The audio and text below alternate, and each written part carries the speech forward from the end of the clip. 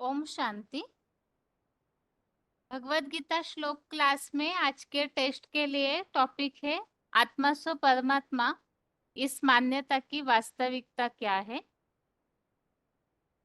और इस टॉपिक में कल के क्लास में हमने जो बातें समझी है, सबसे पहले उसके लिए फोन अनम्यूट किया जाएगा, उसके बाद प्रश्न। फोन अनम्यूट है।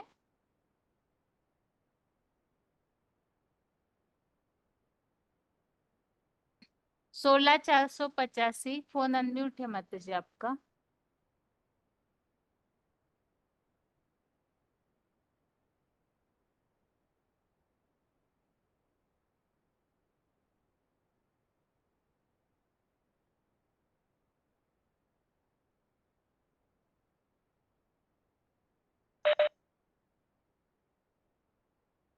ओम शांति दीदी। ओम शांति। जो शुरू में बताए थे ना दीदी, आत्मा परमात्मा का। कल के क्लास की बातें बताएंगे तो ठीक है। कल को शुरू का ही ठीक बताएं है, दीदी, बताइए। हाँ जी, मुझे बताइए बताइए। कि जो गायन है आत्मा सो परमात्मा, तो भक्ति मार्ग में तो कहा जाता है आत्मा सो परमात्मा, कि आत्मा में ही परमात्मा, सभी आत्माएं सो परमात्माएं हैं। लेकिन यदि आत्मा सो परमात्मा सभी होते तो आत्मा का गुण तो अलग है, परमात्मा का अलग है। तो फिर आत्माओं में तो ये देखने में आता ना कि आत्माएं परमात्मा को तो सुख, आत्माएं को तो एक होती, अनेक होती हैं। परमात्मा के लिए तो एक कहा गया है, जैसे कहा जाता है पुण्य आत्मा, पाप आत्मा, महान आत्माएं। तो आत्माओं के लिए तो आत्माएं बहुवचन है, और परमात्मा के लिए तो बहुवचन नहीं है ना, एक ही वचन है। यदि आत्मा में परमात्मा होता तो आत्माओं में सुख शांति देखने में आता, वो दुखी अशांत न होते। और गीता में भी आया है कि भगवान की शरण में जाने के लिए, और वो दुखों से छुड़ाने वाला है। तो फिर ये तो नहीं आता है। तो इसीलिए आत्मा परमात्मा में अंतर है। तो आत्माएं तो एक अनेक होती है, परमात्मा एक होता है। इसके लिए कहा जाता है गॉड इज वन, एक ही आत्मा है। और परमात्माएं आत्माएं तो कर्म बंधन में आती हैं, क्योंकि उनका अपना रथ होता है, शरीर होता है, तो वो कर्म किए बिगन रह नहीं सकती हैं। और परमात्मा का तो शरीर होता ही नहीं है, और निर्लेप होता है, और आत्माएं भोगी होती हैं। और परमात्मा तो अभोक्ता होता है, अजन्मा, अभोक्ता, अकर्ता। और आत्माएं तो कर्म बंधन में आती हैं, क्योंकि उनको कर्म किए बगैर रह नहीं पाती हैं। तो जब आत्मा परमात्मा नहीं है तो फिर इसका गायन क्यों है? तो क्योंकि जैसे कि शेक्सपियर ने भी कहा है कि आत्माएं जो हैं वो ये सृष्टि रूपी एक रंगमंच है, और सभी एक्टर्स हैं। तो सब में अपना अपना पार्ट भरा हुआ है, सब पार्टधारी हैं। तो इस सृष्टि पर ही कोई एक ऐसी आत्मा है जो हीरो पड़ जाए। जैसे हद का कोई ड्रामा होता है तो उसमें तो हीरो एक ही होता है ना, सब तो नहीं होते हैं। तो ऐसे ही आत्माओं के बीच में एक आत्मा है जो श्रेष्ठ पार्टधारी है, श्रेष्ठ पार्ट बजाती है, जिसके लिए कहा जाता है परमात्मा इति उदाहता। वो एक ही आत्मा, जब इस सृष्टि पर परमपिता परमात्मा आते हैं सृष्टि का परिवर्तन करने के लिए, तो परमपिता परमात्मा जिस साकार तन का आधार लेते हैं, उसी के लिए कहा गया है परमात्मा। वह आत्मा उससे ज्ञान और योग की शक्ति लेकर पुरुषार्थ करके संपूर्ण स्टेज जब प्राप्त कर लेती है, शिव के समान बन जाती है, तब उसी को कहा जाता है आत्मा सो परमात्मा। जिसके लिए भी गायन है ना कि आत्मा परमात्मा अलग रहे बहुकाल, सुंदर मेला कर दिया जब सदगुरु मिला दलाल। तो परम और उसी और जब वो एक समान परमात्मा जब समान बन जाती है, शिव समान बन जाती है, निराकारी निरहंकारी निर्विकारी, तो उसका ही गायन है परमात्मा इति उदाहता। और भक्ति मार्ग में उसका ही नाम जोड़ा जाता है शिव के शंकर के साथ ही शिव जोड़ा जाता है, शिव शंकर, और उसका यादगार है शिवलिंग।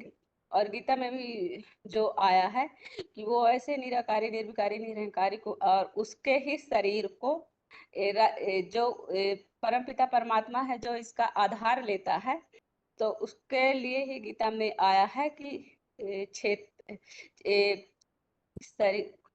इदम शरीरम कौन्ते क्षेत्रम इति धीयते अभिधीयते। तो उसका शरीर रूपी ही क्षेत्र है, और उसका आधार लेती है, और वही परमात्मा बनती है, जिसके लिए भी आया है कि अनादित्वात् निर्गुणात्वात्, अनादित्वात् निर्गुणात्वात् अयम अव्ययम, यहाँ पे बोल रहे अयम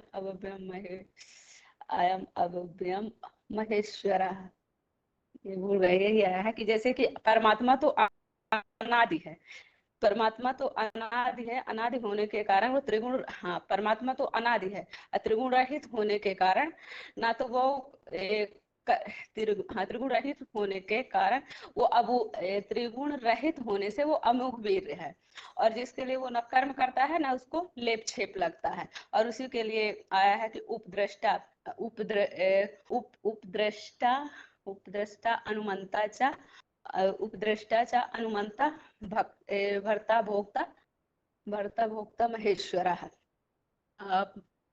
कि वो उसी के शरीर का जो आधार लेते हैं, तो उसी के शरीर के द्वारा परमपिता परमात्मा एक एक अनुमति दाता और कार्य का भरण पोषण करता है, और उसे ही परमात्मा प्लस महेश्वर कहा गया है। बस दीदी इतने बता पाएंगे। ठीक है माता जी। ओम शांति। 23,658 सतना के माता जी, हाथ उठाइए। उस दिन जो माता जी बोले थे कि आत्मा से परमात्मा टॉपिक में एक बार भी फोन अनम्यूट नहीं हुआ है, हाथ उठाइए माता जी।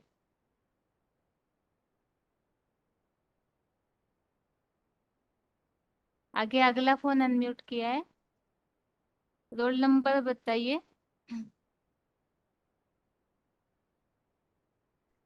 छोटे फोन से अभी किन्हीं ने हाथ उठाया था, फोन अनम्यूट हुआ है उनका। ओम शांति दीदी। हाँ जी, ओम शांति ओम शांति दीदी, तो माता कहीं जी। नाते मधुबन। हम्म। मैंने एक बार भी नहीं बताया है, तो मैं बता दी हूँ अभी। हाँ हाँ बताइए हाँ, माता। भक्ति मार्ग में तो माना जाता है ना, सभी आत्माएं परमात्मा का स्वरूप है। जिस तरह कण कण में भगवान का स्वरूप मान लिया है, माना जाता है, सभी आत्माओं का भगवान मानना, अर्थात आत्मा को परमात्मा माना जाता है। वास्तव में आत्मा परमात्मा में लीन नहीं होती है, उनका अस्तित्व उतरते हुए रहता है। आत्मा कोई सागर का पानी है, जो सागर के पानी से मिल गया तो वापिस नहीं ले सकते। आत्माओं को भगवान का अंश माना गया है। भगवान के गुण दिखने में आना चाहिए। परमात्मा तो गुणों का भंडार है ना, उसमें पूरा सा निकाल दिया तो भी वो पूरा बचता है। आत्मा तो कलियुगांत में अवगुणों का भंडार है होता है। शब्द में ही उसका अर्थ छिपा हुआ है, परमात्मा अर्थात श्रेष्ठ के श्रेष्ठ। तो आत्मा पर परमात्मा नहीं हो सकते। नहीं तो भगवान गीता में भी भगवान की जानने की बात क्यों आती है। जैसे 11वां श्लोक में बताया गया है, अवदंती मामुरा मानुषितम, भगवान को महेश्वर, उनका अव्यक्त भाव को साधारण तन को भी कोई जानते नहीं है, जो इस सृष्टि पर आया हुआ है। और के तीसरे अध्याय में भी बोला गया है कि भगवान को जानते हैं वो पापों से मुक्त हो जाते हैं। असमूरा तो समर्थेषु सर्व पापे प्रमुच्यते, भगवान से मुक्ति मिलती है, शांति मिलती है। भगवान से कोई जाकर इस दुख की संसार से पार होकर शिव सागर में जाते हैं। आज के क्लास में भी बताया गया है ना, आत्मा से परमात्मा का अंतर। जैसे कि आत्मा करता है, परमात्मा करता है, जिसके लिए पीछे के 5वें अध्याय में बोला गया है, नहीं कक्षित अपनी न संदेह क्षण भरती कर्मन। तो जानू बोला भी गया है कि वो मल मूत्र से त्याग करके बिना ही रह पाती है, क्योंकि वो 3 गुणों से बरबस हो जाती है। सब प्रकार के कर्म से वो उनको सब प्रकार के कर्म करने पड़ते हैं। और आत्मा को न जानते हुए भी वो बरबस करने पड़ते हैं। तो सत्य कर्म देते, सतयुग में देवताएं होते हैं, तो उन्हें भी आंखें होती हैं, तो देखते हैं, हाथ है तो कर्म करते नहीं, परंतु सात्विक अवस्था के कारण कर्मों के बंधन में नहीं होते।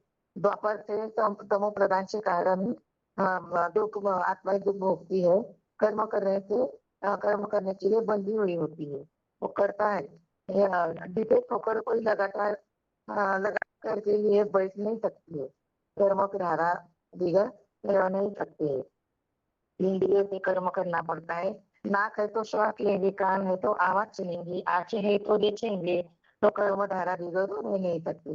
जिसके लिए बोला गया 11 के 11वें अध्याय में बताया है कि नहीं देह भूतान शक्ति तत्व शेषाद्य जंतु कर्म फलम त्यागी प्रत्यगी और इति अभिधि रहते क्योंकि मुक्ति देही शिव ज्योति की तरह देहधारी कर्म को पूरा त्यागने में समर्थ नहीं है, किंतु जो कर्म फल का त्याग सदा काल त्यागी है वो त्यागी है ऐसा कहा जाता है। तो 9वें के 9वें अध्याय में बताया गया है।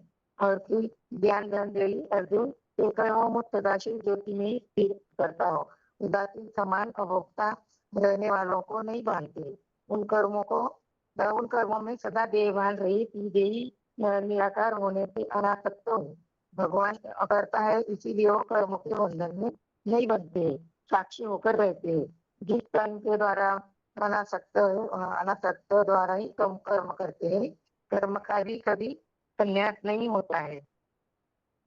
सन्यासी तो सन्यासी जो है वो घर बार छोड़ देते हैं, तो समझते हैं कि हम कर्म करते हैं, लेकिन वो सन्यासी है तो लेकिन पाँव से चलना, हाथ से खाना, आंखों से देखना होता है। कर्म इंद्रियों की कर्म धारा बिगड़ वो भी रह नहीं सकते। आत्मा करता नहीं है, गुरुओं ने आत्मा को परमात्मा समझ लिया है, इसलिए आत्मा को अकर्ता समझिए। वास्तव में परमपिता अकर्ता है, वो न कुछ करता है और न उसका कुछ फल भोगता है। और चौथे के 13वें अध्याय में भी बोला है कि मैंने गुण कर्मों एक की ही विभागना टॉपिक पे निकाली इतना चारों बताएंगे वर्णों तो को। टॉपिक कवर नहीं हो पाएगा। आप करता फिर ही बहुत मतलब पॉइंट्स पढ़ के बता रहे ना, आप मेन मेन बातों को बता के इस तरह से सेटिंग होना चाहिए कि हमारे 5 मिनट के टॉपिक में पूरा टॉपिक कवर होना चाहिए। मुरली के पॉइंट नहीं पढ़िए, श्लोक में जो भाव हमने जिस रेफरेंस में लिया है उसे बताते हुए टॉपिक को कवर हाँ, कीजिए। अच्छा। तो कर्ता होने के कारण मुझे अक्षर को समझ लेते हैं, भगवान ना श्रेष्ठ न कर्म करते हैं, न ये कर्मों को लेपछेद बंधायमान नहीं होते। साक्षात्कार में आज आए हुए भी पुरातन की तरह रहते, इसीलिए अकर्ता है वो, पाप पुण्य का लेपछेद लगता ही नहीं है। तो परमात्मा जो सुप्रीम सोल पाठधारी है, तो वो पाठधारी के बीच में है, तो वो अकर्ता है, अभोक्ता है और सोचता है। बाकी जो भी मनुष्य है वो सोचते हैं, विचारते हैं, मंथन की जरूर है इनको। तो सुप्रीम सोल को मंथन करने की दरकार नहीं है, वो तो कर्ता कर्म भी नहीं करता है। अगर अच्छा बुरा कर्म करते हैं उनको भोगना पड़ता है। वो ना अच्छा ना बुरा कर्म करता है ना बुरा कर्म करता है। अच्छे बुरे कर्म करते हैं तो उनको कर्म बंधन लगता है। उसको उनको देहदारा होता है, देहदारा ही होता है, क्योंकि उनको परमात्मा को देह नहीं है, तो शुद्ध आत्मा है, सदाशिव कहा जाता है।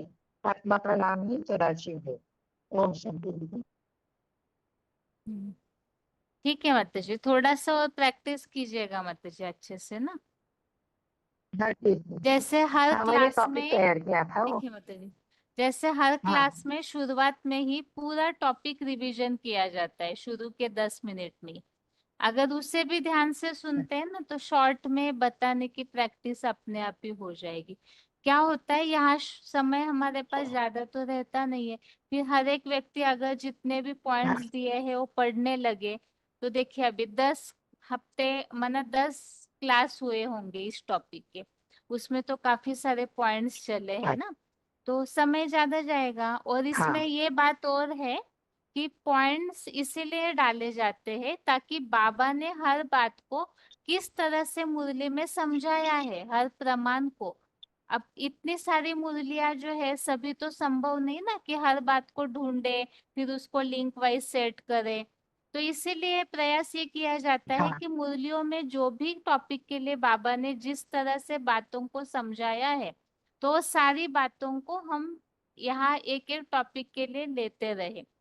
तो उन टॉपिक्स में या बाबा की मुरली के पॉइंट्स में बाबा ने जो सार बताया है उसे ग्रहण कीजिए।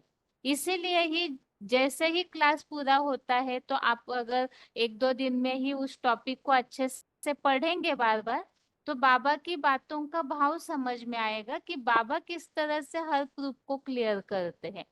तो उससे हमें किसी भी जिज्ञासु को टॉपिक क्लियर करने की आदत हो जाएगी, आसान हो जाए। लेकिन यहाँ अभी गीता क्लास में सभी पॉइंट पढ़ेंगे तो बहुत मुश्किल है, क्योंकि 1 घंटे में मुश्किल से 20 या 25 फोन अनम्यूट हो पाते हैं। तो प्रयास ये रहता है कि सभी का स्पीड और इस तरह से तैयारी होनी चाहिए कि 5 मिनट में आप मुख्य मुख्य बातों को प्रेजेंट कर सके। तो इसके लिए जरूरी है गहरा मंथन। हर टॉपिक को जितना गहराई से आप मंथन करेंगे तो उतना ही आप अच्छी तरह से शॉर्ट में ही सारी बातों को रख सकते। लेकिन ये इसलिए नहीं हो पाता है क्योंकि पहले से पढ़ के नहीं रखते हैं। फिर यहाँ जब फोन अनम्यूट होता है तो कईयों का ऐसे होता है कि देखते जाते हैं, फिर क्या बताना है, किसके बाद क्या बताना है वो सोचना है, नहीं सोच पाते हैं तो किताब में से पॉइंट पढ़ने लगते हैं। तो ऐसे होने से जिनको बिल्कुल चांस नहीं मिल पाता है उनको मिल ही नहीं पाएगा। इसीलिए मंथन कीजिए। ब्राह्मण मना ही मंथन। मंथन करेंगे तो ज्ञान अपना होता है और बाबा की बातें इतनी बुद्धि में फिट बैठ जाएगी कि कोई भी कैसे भी व्यक्ति हमें क्रॉस करे तो हम उसे जवाब दे सकते। लेकिन अगर पढ़ने की आदत होगी तो आप लोगों को क्रॉस नहीं कर पाएंगे, प्रूफ प्रमाण सहित बातों को समझा नहीं पाएंगे। क्यों? क्योंकि आपने सही से समझा नहीं है, और जिसने खुद समझा नहीं है वो औरों को सही रीति समझा भी नहीं पाएगा। इसीलिए जो भी पॉइंट्स यहाँ स्लाइड्स में डाले जाते हैं उन पॉइंट्स को गहराई से समझिए। कई बार पॉइंट 10 लाइन का है लेकिन उसमें मुख्य बात जो है वो 1 है 2 ही लाइन की होती है। लेकिन पूरा पॉइंट इसलिए लेना होता है क्योंकि बाबा का जो प्रसंग है उसे बीच में कट नहीं कर सकते हैं, जिस प्रसंग से बाबा ने उस टॉपिक को क्लियर किया है। तो उसमें से मुख्य बातों को ही लेने के लिए आपको उस पॉइंट को गहराई से पढ़ना होगा। तो इसका जरूर प्रयास कीजिए। ये टॉपिक जो है जैसे सर्वव्यापी है, आत्मा सो परमात्मा है, शिव शंकर में अंतर या अलग अलग होते हुए भी एक कैसे हो गए, ये तो बेसिकली टॉपिक है, ये तो सभी को मोस्टली आते ही है। लेकिन आगे जो प्रश्न अभी और हम समझने वाले हैं जैसे पतित पावनी गंगा का है, और ब्रह्मा विष्णु शंकर की मूर्तियों के संबंधित जो एक प्रश्न है, शास्त्र अगर झूठे हैं तो वो कहावत क्यों दोहराई है। तो ऐसे जो प्रश्न है वो तो बहुत नए होंगे हमारे लिए। तो उस समय भी गहराई से समझेंगे नहीं तो क्लियर करना मुश्किल हो जाएगा। और अभी ये चैलेंज तो हम सभी के लिए ही है, क्योंकि जैसे जैसे समय आगे बढ़ेगा परीक्षाओं का समय होगा, तो अगर हम सही से समझे नहीं है तो हम औरों को भी समझा नहीं पाएंगे। इसलिए ये सभी के लिए ही है कि सभी जरूर पॉइंट्स को अच्छे से पढ़िए, मंथन कीजिए, और उसमें बाबा जो बात समझाना चाहते हैं, जैसे क्लिप्स चलती है तो क्लिप्स में भी बाबा ने जो बातें बताई है तो उसे अच्छे से समझेंगे हम तो प्रूफ देना आसान हो जाएगा। अभी अगला फोन अनम्यूट है।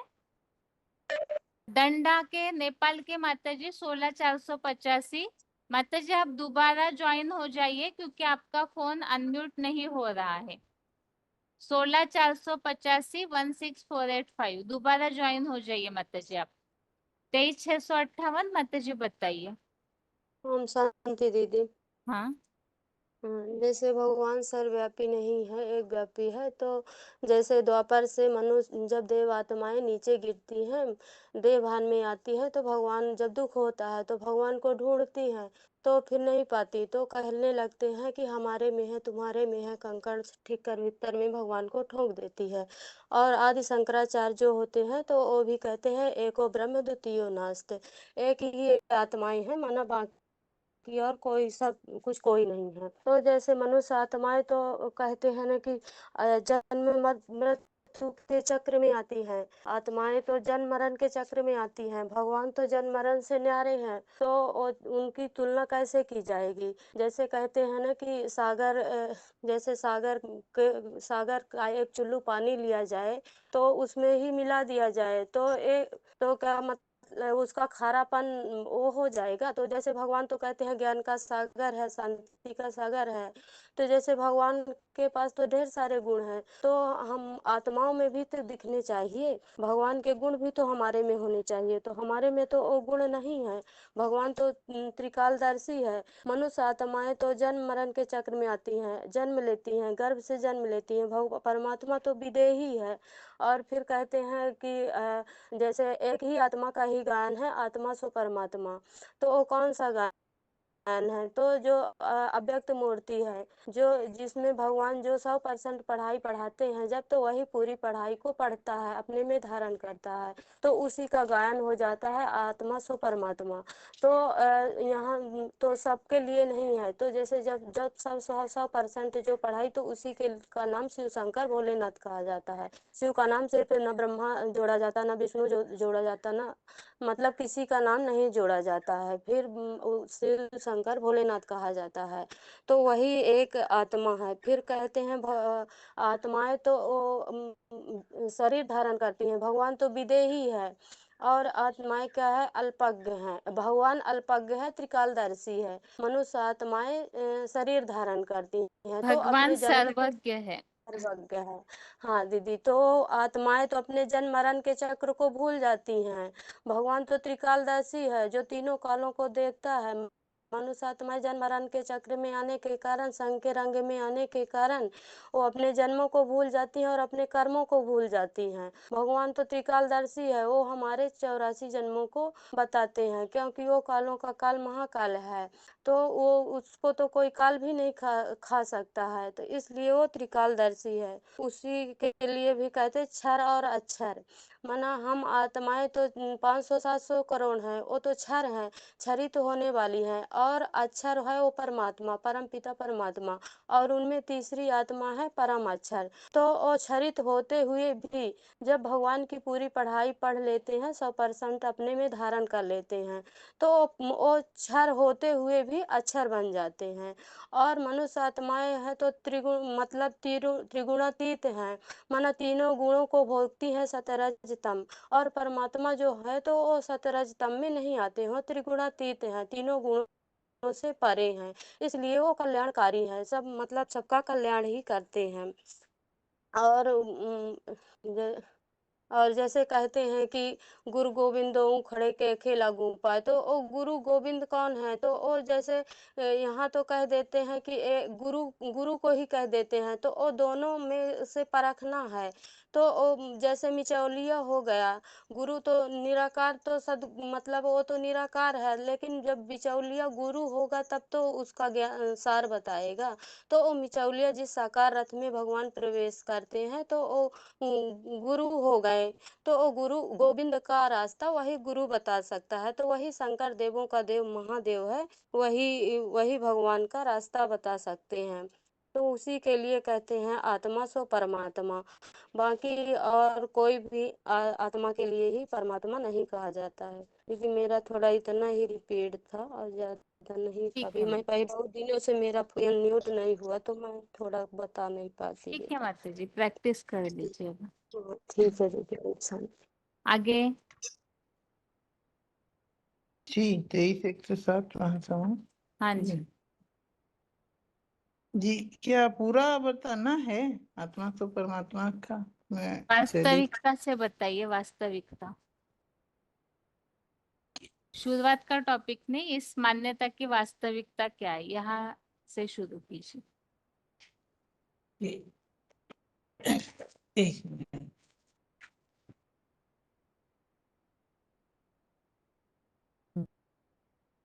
हम्म, जैसे आत्मा तो परमात्मा भक्ति मार्ग में प्रचलित है, तो बात तो है, एक सही भी है, लेकिन वो कैसी सही है वो भक्ति मार्ग में ये जान नहीं पाते।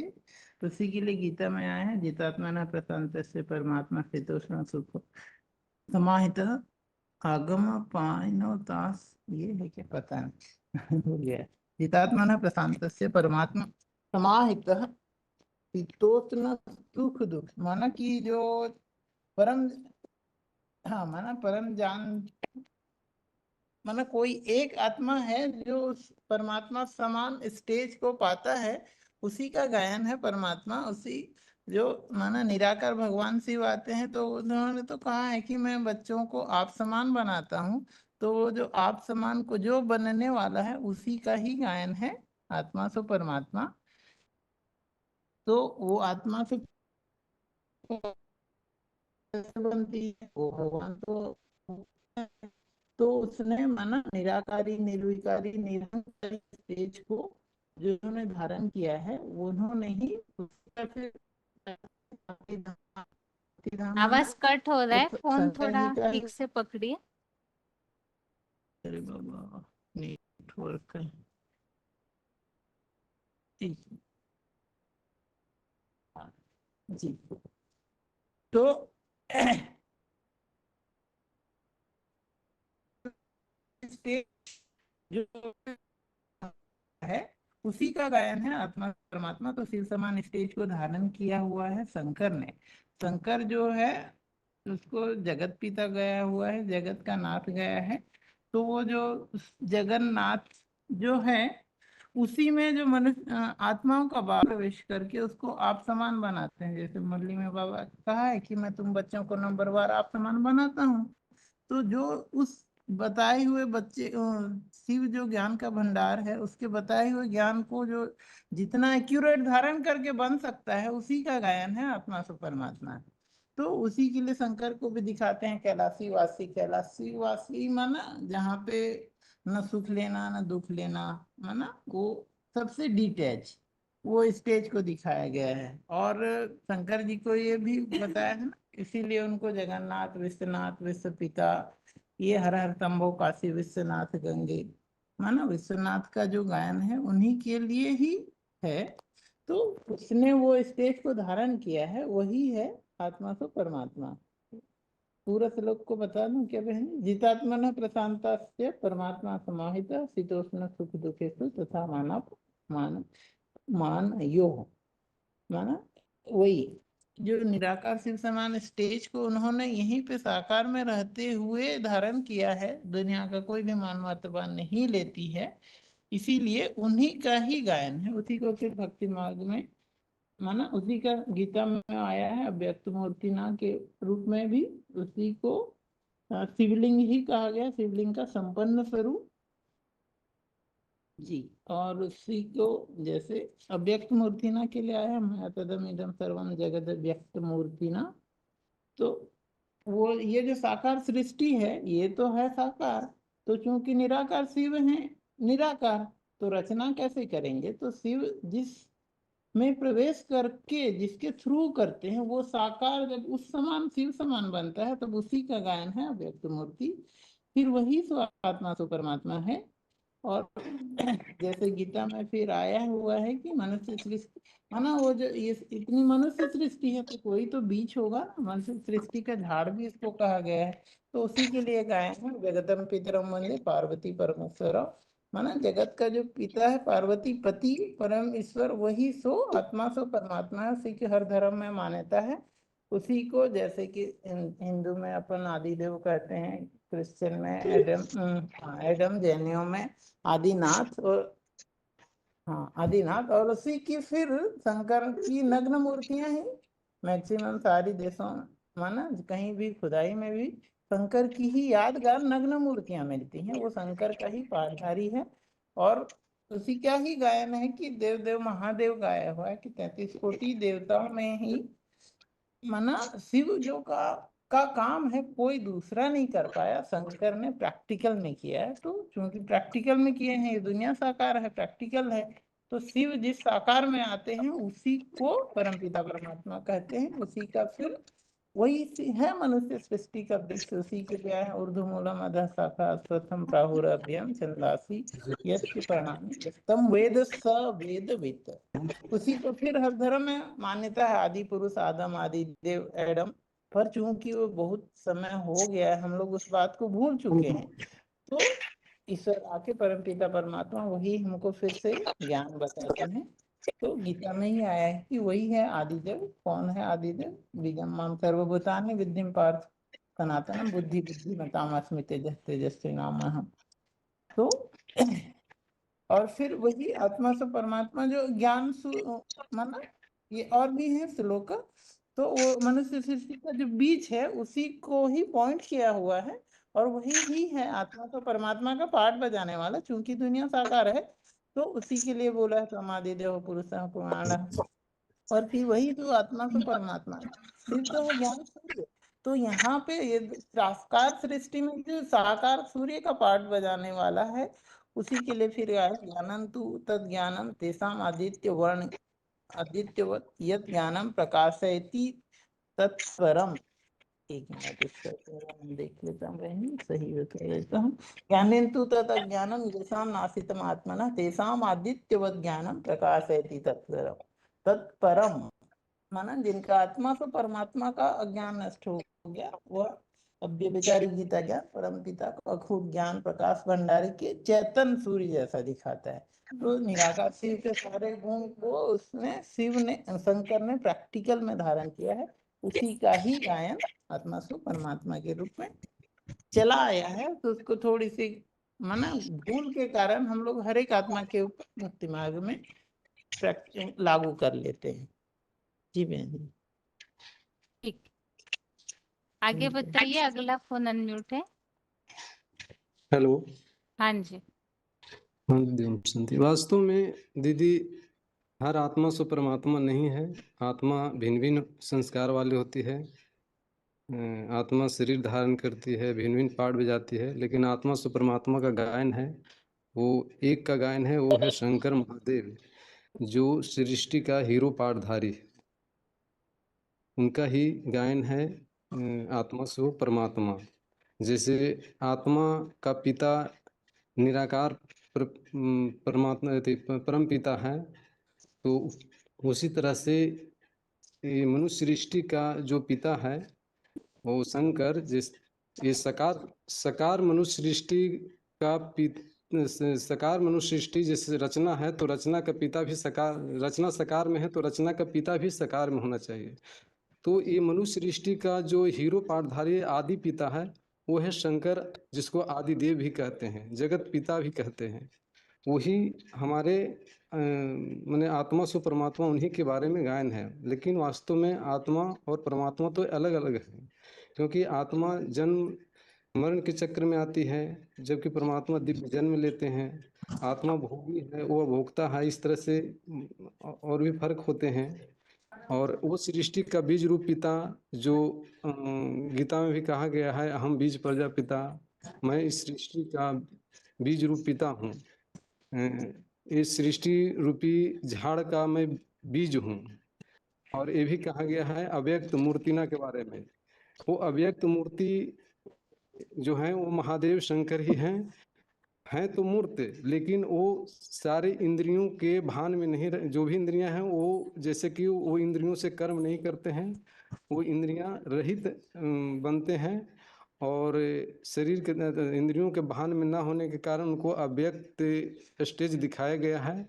और कोई भी देवताओं को माने जितने भी कोटि के देवता हैं उनमें से किसी देवताओं को भी अव्यक्त स्थिति नहीं दिखाया गया है। गीता के आधार पर भी गीता में भी ये कहा गया है कि आत्मा जो है माने एक तरह से अलग है, परमात्मा अलग है, क्योंकि उनको सर्वोत्तम सर्वोत्तम कहा गया है। उत्तम उत्तम शब्द आया है कि वो पुरुषों में माने सभी आत्माओं में सबसे श्रेष्ठ हैं, उत्तम हैं। दूसरी बात है कि सभी आत्मा परमात्मा, सभी आत्माएं ही परमात्मा। तो परमात्मा के लिए फिर गीता में क्यों बताया गया है कि वो परमात्मा वो है जो सब चीज़ों में संतुष्ट है, सुख में दुख में, मैंने गर्मी में सर्दी में सभी तरह से वो संतुष्टमय रहता है, वो परमात्मा है। और परमात्मा निराकार है। जैसे भक्ति मार्ग में भी गाया हुआ है, बिनु पगे चले सुने बिनु काना कर्म। भक्ति मार्ग में गायन है, बिनु पगे चले सुने बिनु काना कर विधु कर्म करे विधु नाना आनंद सकल रहित रसभोगी बिनु वक्दा वाणवन जोगी। यानी कि उनका हाथ पैर नाक कान तो है, पर उनका भान में ना होते हुए भी सब कर्म करते हैं।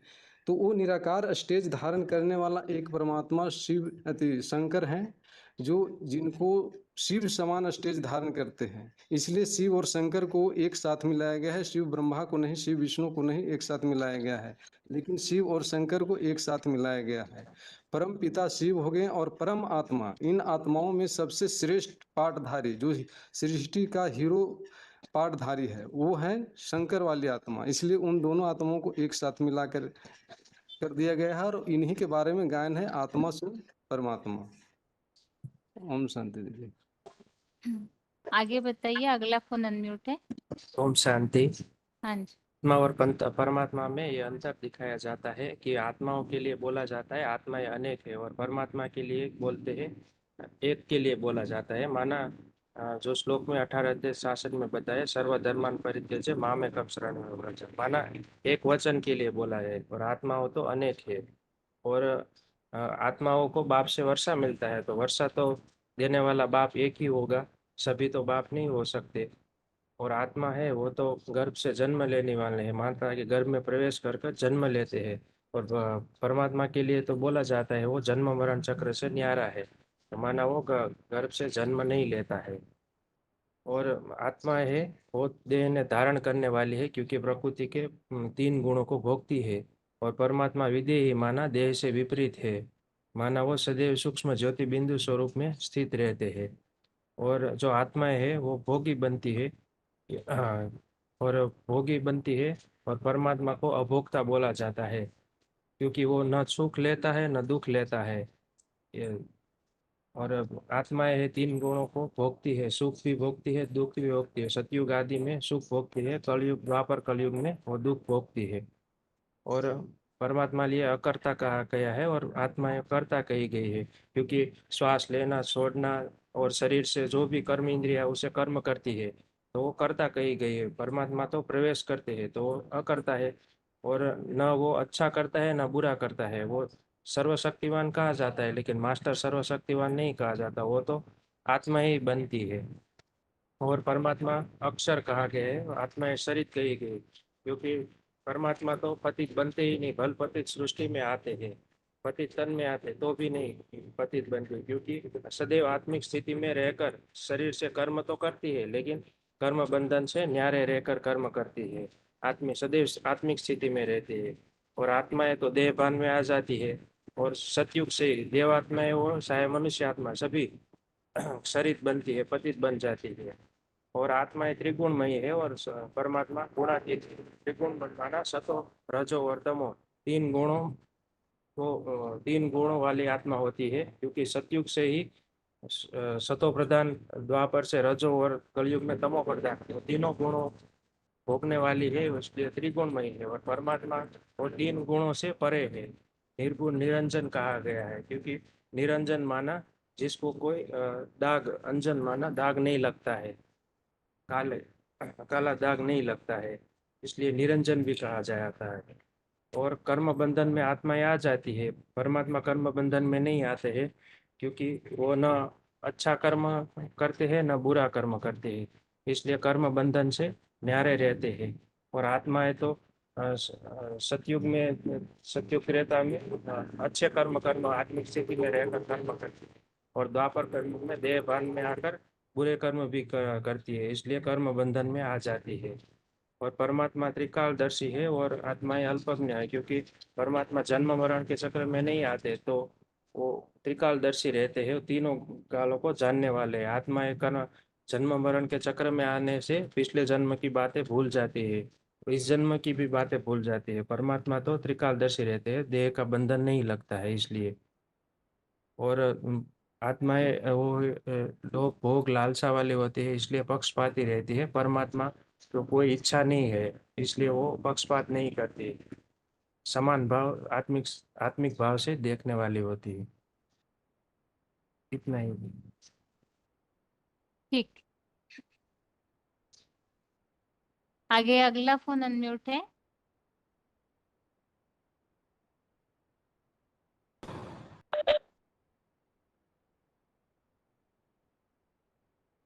बताइए माता जी, 16485। हाँ जी दीदी, हाँ जी। ओम शांति।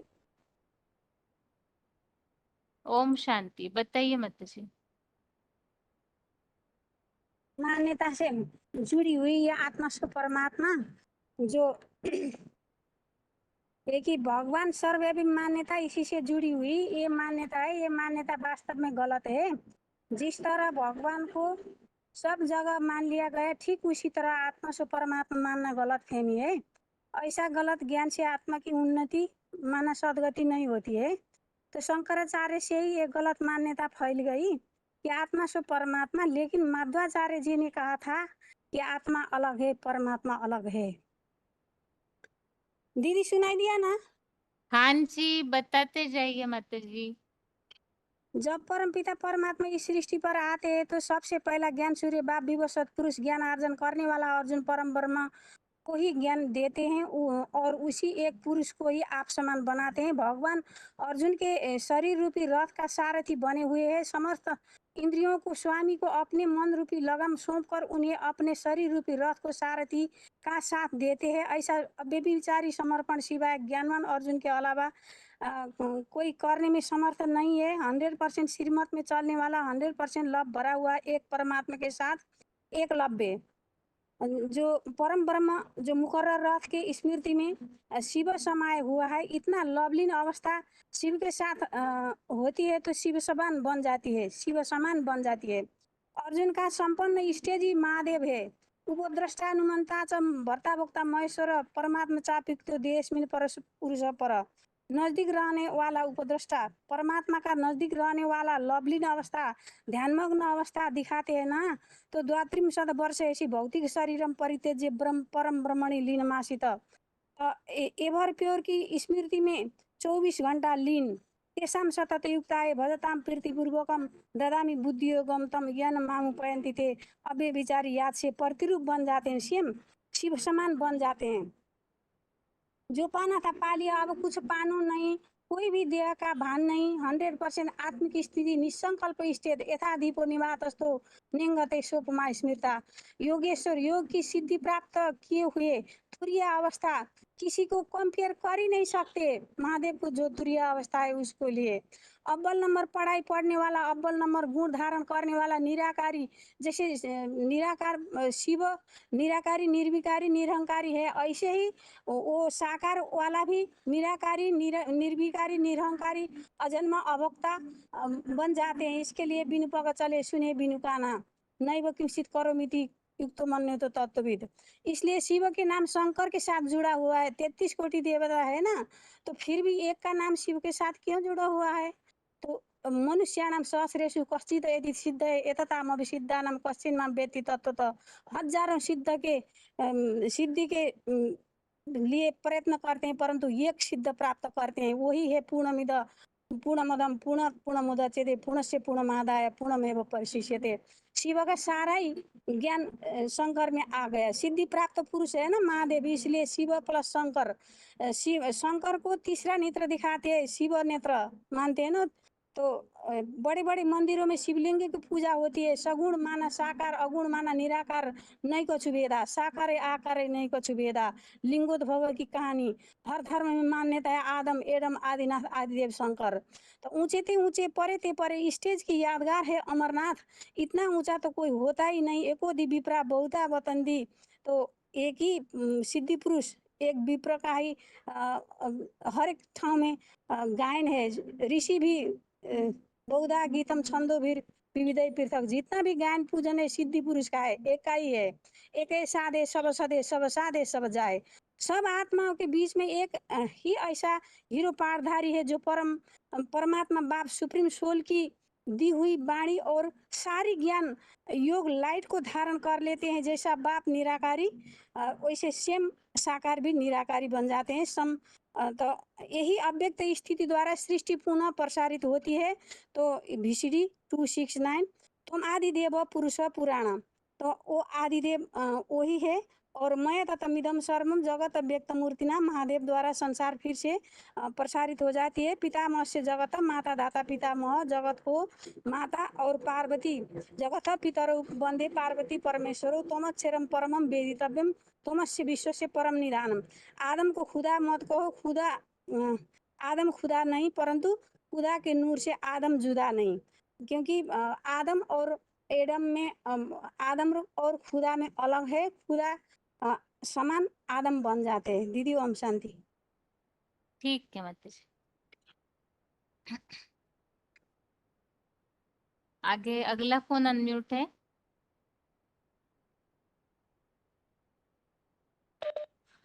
ओम शांति बहन जी। ओम शांति। 27988। आज दुनिया में जो भक्ति मार्ग में बोलते हैं आत्मा सो परमात्मा, जिसे सर्वव्यापी मान लेते हैं, वैसे ही आत्मा सो परमात्मा उनके गलत फहमी आ गया है और सृष्टि का भी पतन हो गया है। तो ये पहले आदि शंकराचार्य ने ही बात फैलाई है, जो संन्यास धर्म के मुखिया है। तो जैसे सागर में निकलते हैं बुदबुदे, तो सागर में समा जाते हैं, बोल देते हैं, ये गलत है। तो भगवान को तो ढूंढते रहे, भगवान को यहाँ ढूंढे वहाँ ढूंढे, पशु पक्षी कीड़े मकोड़े सब जगह ढूंढे तो नहीं मिला, तो बोल देते हैं सर्वव्यापी है। और ये भगवान को नहीं ढूंढे तो सब टुंडे टुंडे मति बिन्ना भी हो गया। सब अपन को शिवोहम शिवोहम बोलते रहे। और ये गलत जो मान्यता है आत्मा से परमात्मा, अगर सभी पिता, मतलब भगवान तो पिता है, अगर सभी पिता हो जाते तो कौन किसको वर्षा देगा, कौन किसको सुख शांति देगा। सब तो दुखी दुखी अशांत में सब है, सब सुख शांति के लिए ढूंढते रहते हैं।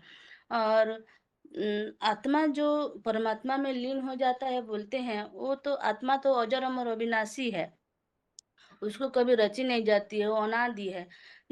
तो सागर में लीन हो सागर में सभी लीन हो जाते हैं ऐसे बोलते हैं, तो आत्मा का तो अस्तित्व हमेशा के लिए खत्म हो जाएगा ना, इसलिए ये भी बात गलत है। तो आत्मा तर मैंने नष्ट कभी नहीं होती है। और इसमें एक एग्जाम्पल है भी, सागर में जैसे चुल्लू पानी उठा लेते हैं और फिर उसमें मिला देते हैं, तो उस चुल्लू पानी जो है सागर में मिला लिए, उसको तो वापस नहीं लेते हैं ना। तो ये हो गया। और जो परमपिता जो है गुणों का सागर है, गुणों का भंडार है, तो अगर सब अगर भगवान होते तो सब में वो गुण दिखाई देता ना, तो ये भी बात गलत है। इसलिए भगवान को कोई नहीं जानते हैं, सब मूर्ख बन गए हैं। तो अब जानन्ति माम मूढ़ा मानुषिं तनु आश्रितम परम भाव जानन्तं मम भूतम ईश्वरम। तो भगवान को कोई नहीं जानते। और 10 में आया है, न में विदु सुरगणः प्रभवं न महर्षय अहम आदि ही देवानाम, न में विदु सुरगणः प्रभवं न महर्षय अहम आदि ही देवानाम महर्षिणाच सर्वस्व। तो भगवान को देव दानव ऋषि मुनि कोई भी नहीं जानते हैं। और भगवान जो है वो उनका परिचय खुद आकर के ही देते हैं, खुदा खुद आते हैं, उनको बुलाने की दरकार नहीं है। और वो अपना परिचय खुद ही देते हैं। तो लोग जो दुख मिल रहा है लोगों को, तो भगवान गीता में आया है, तो भगवान के शरण में जाने से ही दुखों की मुक्ति हो सकती है, ऐसा क्यों बोले हैं। अगर भगवान होते तो दुखों की मुक्ति के लिए क्यों पुकारते। और भगवान आकर के ही अज्ञान अंधकार का नष्ट करते हैं। दिशा में वो अनुकंपार्थ अज्ञान अहम जमम तमम नाशयामी आत्मा भावस्तु ज्ञान दीपेन भास्वता। तो भगवान ही सबका अज्ञान अंधकार दूर करते हैं। और ये जो बात फैली हुई है सब गलत मान्यता है। और ये गलत मान्यता ये द्वापर युग से ही शुरू हुई है, जब लोग देहभान में आते हैं। और जैसे माता पिता से बच्चे जब अनाथ हो जाते हैं, ऐसे ही हम भगवान से दूर होकर के गलत फहमियों के कारण ही हम अनाथ हो गए हैं। और इस दुनिया में जो सब ये तो सृष्टि रूपी रंगमंच है, 5000 ड्रामा है। तो इस ड्रामा में सभी एक्टर्स हैं और अपना पार्ट निभा रहे हैं, अपना अपना पार्ट निभा रहे हैं। तो इसमें कोई एक हीरो पार्टधारी भी है। जैसे नाटक में हीरो होता है, तो हीरो में सबकी नजर जाता है। तो ऐसे ही ये सबसे श्रेष्ठ आत्मा हीरो एक्टर है, जो गुड बेटर बेस्ट कहा जाता है। बेस्ट वही परमात्मा हीरो पार्टधारी है, इसलिए उसको परमात्मा इति उदा होता भी कहा गया है। और 15 का 16 में भी आया है क्षर और अक्षर। जो क्षर है तो जन्म मरण चक्र में आने वाली है, और परमात्मा जो अक्षर है वो कभी क्षरित नहीं होते हैं। वो तीनों लोगों के शासक हैं। और ये जो शंकर वाली आत्मा है, वो भगवान के जो गुण 100% ज्ञान धारण करके निराकारी निर्विकारी निरंकारी बन जाता है। और उसके लिए भी बोलते हैं सगुण अगुण नहीं कछु भोदा उभय हरे भव संभव खेदा। यानी साकार और निराकार दोनों में भेद नहीं है, दोनों एक ही है। साकार में भी निराकार और निराकार में भी साकार, इसलिए उसको कान आँख नाक कुछ भी नहीं दिखाते हैं। वो तने वो सुनते हुए नहीं सुनता, सूंघते हुए नहीं सूंघता, श्वास लेते बोलते मलमूत्र त्यागते ही वो कुछ भी नहीं करता है। ऐसे 5 का 8 में आया है। और अव्यक्त मूर्तिना भी दिखाई गई है, जो मया ततम इदम सर्वम जगत जगत अव्यक्त मूर्ति नमस्तानि सर्वभूतानि न चौहम तिसु अवस्थित। तने ये जो महादेव है, सारा सृष्टि उसी से ही जगत विस्तृत है, उसी से ही शुरू और उसी से ही सारे प्राणियों अंतिम स्टेज में योग ऊर्जा के द्वारा उनकी उनमें ही लीन हो जाते हैं। वो योग ऊर्जा के ही द्वारा है। तो अस्वस्थ सृष्टि वृक्ष का कभी अस्वस्थ सृष्टि वृक्ष का अस्वस्थ सृष्टि वृक्ष अनादि है, वो कभी विनाश नहीं होता है। तो इसके लिए ही बोला गया है। और जो व्यक्त है वो देखने में आता है, और जो अव्यक्त है वो देखने में नहीं आता है। तो ये जो भगवान जो महादेव है, उनके लिए ही बोला गया है। तमादिदेव पुरुष पुराण तुमस्य विशेष परम निधान वेत्ता स असि वेद्यम च परम च धाम तया ततम विश्वम अनंत रूपम। तने वही जो आदिदेव है, वही महापुरुष है, वही पुरातन है, उन्हीं के द्वारा ही सारे आश्रय लेने वाले हैं।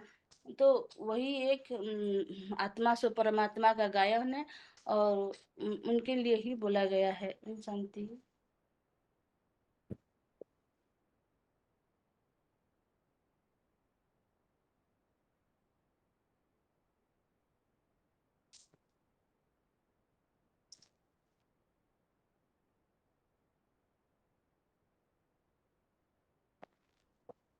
हेलो बहन जी।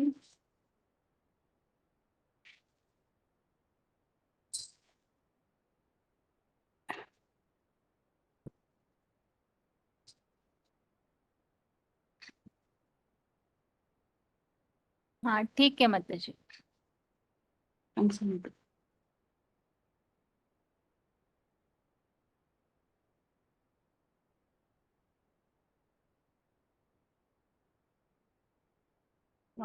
शांति दीदी। हाँ माता जी बताइए। शुरू से बता दो दी, आप कौन बन मतलब आत्मा को परमात्मा कौन बनती है और कैसे बनती है, तो बताओ कैसे बताओ बताइए, शुरू से ज्यादा दीदी। एक एक टॉपिक को लंबा नहीं कीजिए लेकिन। कि जैसे बोला है ना कि आत्मा को परमात्मा की मान्यता, सभी आत्मा को परमात्मा माना जा रहा है। जो भी मतलब जो आदर शंकराचार्य के द्वारा बोला ना, जैसे वो हम ब्रह्माष्टमी, हमें सभी आत्मा है जो ब्रह्म में लीन हो जाती हैं, सागर के बुदबुदे हैं, सभी उसमें समा जाते हैं, एको ब्रह्म द्वितीय नास्ति, ऐसी बात फैली हुई है। और हम उसी का मतलब हम उसी का ही अंश है, ये बात सब फैली हुई है। सभी आत्माएं परमात्मा होंगी तो मतलब कोई किसी से मतलब ही नहीं रहेगा, अपने को भगवान बनकर बैठ जाएंगे, तो फिर भगवान ढूंढने की जरूरत क्या है। लेकिन भगवान तो जो कहते हैं ना कि सभी भगवान तो गुणों का भंडार है, लेकिन आत्माएं तो गुणों का भंडार नहीं है, सब में कमियां हैं। हम आत्माओं की तुलना परमात्मा से कर ही नहीं सकते। और भगवत गीता में उसके लिए बोला गया है कि उसकी पहचान बताई गई है कि भगवान ने कहा है कि मेरे से श्रेष्ठ कोई है ही नहीं है।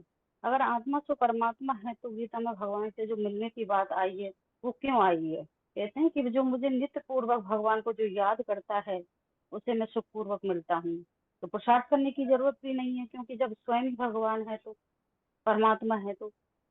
और ये भी बोला है कि जैसे कि हम स्वयं आत्मा मतलब आत्मा परमात्मा अलग रहे बहुकाल, यानी अलग होने की बात ही बता दी, तो यानी आत्मा परमात्मा अलग है। और भी बोला है कि जैसे कि पिता जगतस्तु माता विधाता विधात्री, मतलब पिता अहम जगतस्तु माता धाता पिता। भक्ति मार्ग में ये बोला है ना कि अगर हम सभी पिता ही पिता हो गए, जब हम ही परमात्मा हो गए तो मतलब कौन किससे वर्षा लेगा। पिता पितर मतलब कौन, कहते हैं ना कि भगवान से हम वर्षा मांगते हैं, ये लिबरेट आओ आकर के हमें छुड़ाओ, ऐसी बात बोलते हैं। लेकिन और भी अगर जैसे उसमें सागर के बुलबुले हैं कि हम उसी में समा जाते हैं तो उसी में लीन हो जाएंगे तो आत्मा। और लेकिन गीता में तो ये बात आई है ना कि आत्मा तो अजर अविनाशी है, ब्रह्म अगर उसमें ब्रह्म में लीन हो जाएगी तो उसका अस्तित्व भी खत्म हो जाएगा।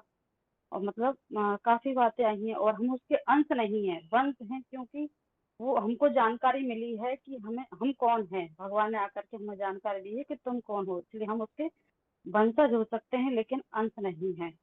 और भी गीता में बात ये आई है कि वह भगवत गीता में बोला है कि अहम बीज, मैं बीज हूँ, यानी वो अस्वस्थ मानव जो, यानी मानव जो है मनुष्य सृष्टि के बीज भी, मतलब मनुष्य सृष्टि का बीज भी भगवान ही है, जिसके बारे में बोला है अस्वस्थ वृक्ष है।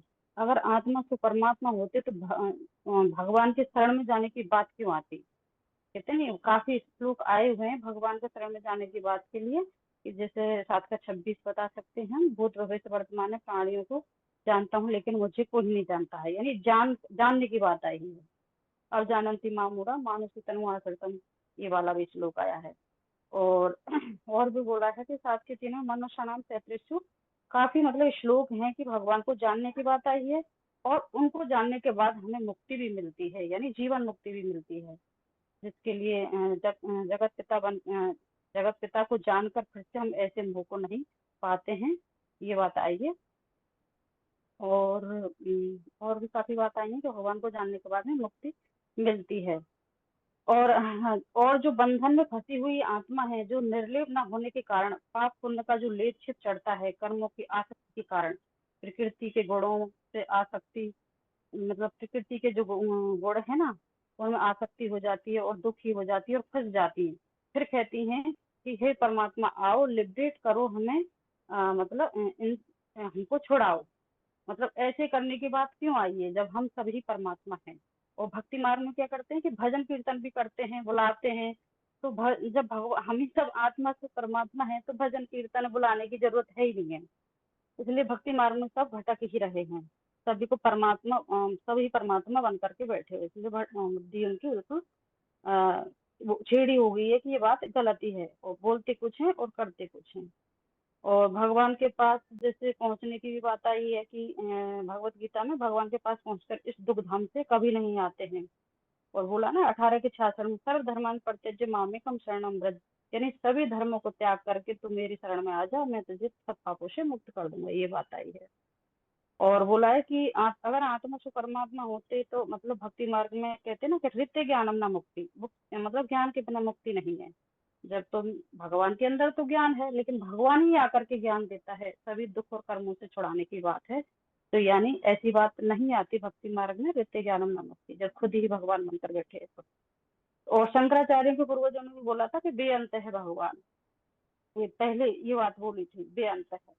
और आत्मा तो परमात्मा के बारे में दीदी वो काफी जो मतलब अंतर है 10, उनको रिपीटेशन करूं या फिर आगे बताऊं।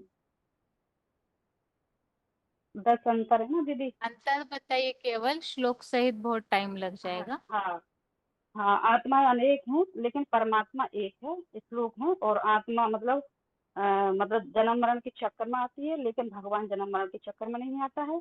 और आत्मा देहधारी है लेकिन भगवान विदेही है, और आत्मा भोगी है लेकिन भगवान अभोक्ता है, मतलब अभोक्ता है। और भगवान मतलब आत्मा हमारी कर्ता है लेकिन भगवान अकर्ता होकर पार्ट बजाता है। और हमारी आत्माएं हम जो क्षरित होने वाली हैं, लेकिन भगवान तो अक्षर है परमात्मा। और हम आत्मा त्रिगुणमयी हैं लेकिन भगवान गुणातीत यानी निर्गुण है, वो इंद्रियों के अनासक्त होकर पार्ट बजाता है। और हम आत्मा कर्म बंधन के बंधन में आती हैं लेकिन भगवान कर्म बंधन के बंधन में नहीं आता है। और हम आत्मा अल्पज्ञ हैं, मतलब हम अपने जन्मों को भी नहीं जानते हैं, लेकिन भगवान तो त्रिकालदर्शी है। हम आत्माएं पक्षपात करती हैं देह धारण करने के बाद, और लेकिन भगवान तो मतलब परमात्मा भगवान तो मतलब निरपेक्ष होकर पार्ट बजाता है। लेकिन ये बात आई कैसे? ये कहते हैं कि सभी ये बात तो समझ ली कि मतलब सभी आत्मा तो परमात्मा नहीं है, लेकिन ये बात फैली कैसे? भक्ति मार्ग में। भक्ति मार्ग में ये समझ लेते कि आत्मा तो परमात्मा बनती है, लेकिन ऐसा नहीं है जो हीरो पाठधारी आत्मा है वही परम पद पाती है। सभी आत्माएं परमात्मा नहीं बन सकती। वह परमात्मा बाप के जो ज्ञान योग को और वर्षा को लेकर के हीरो पाठधारी आत्मा वह ऊंच से ऊंच बन जाती है, जिसकी हर धर्मों में मान्यता है। लेकिन ये बात मतलब वो आत्मा ही बनती है, लेकिन बनती कैसे है? तो उसके लिए हम बताएंगे कि वह आत्मा पुरुषों में उत्तर मतलब पुरुषों में उत्तम अपने कर्मों को और अपने संकल्पों को भगवान में समाहित कर देती है। कहते हैं ना, उसमें लीन हो गई, यानी वो कर्मों और संकल्पों को समाहित कर देती है, यानी जैसे भगवान बताता है ऐसे ही उसके रास्ते पर चलती है।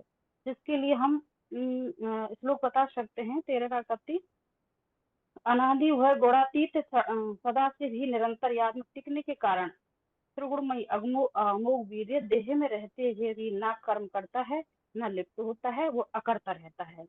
और जिसके लिए गीता में आया है कि गीता में भी आया ना कि आत्मा दो प्रकार की है, स्थिर है अक्षर है। लेकिन वो आत्मा अक्षर है कि मतलब क्षरित दुनिया में और खुद क्षरित होते हुए भी अक्षर बन जाता है। कहते हैं ना, भगवान मैं तो ना पूज्य बनता हूँ ना पुजारी बनता हूँ। वही आत्मा पूज्य इसलिए बनती है, कहते भगवान तो है ही तुरीय तत्व, लेकिन वो जो परमात्मा है इस हरित दुनिया में आने के बावजूद करके दिखाता है, इसलिए वो आत्मा परमात्मा बन जाती है। और भी हम उसके लिए बता सकते हैं कि वह समीप दृष्टा भी बनती है। समीप दृष्टा कैसे? मतलब कार्यों की अनुमति, यानी भगवान के समान बन जाती है। तब वो कार्यों की अनुमति दाता, भरण पोषण करता, यानी उसके लिए श्लोक है ना 13 का 22 उपद्रष्टा अनुमंता से भरता श्लोक भोक्ता इस हिसाब महेश। से नहीं, परम पिता हाँ उस तन के द्वारा समीप दृष्टा है, ऐसे है इसका।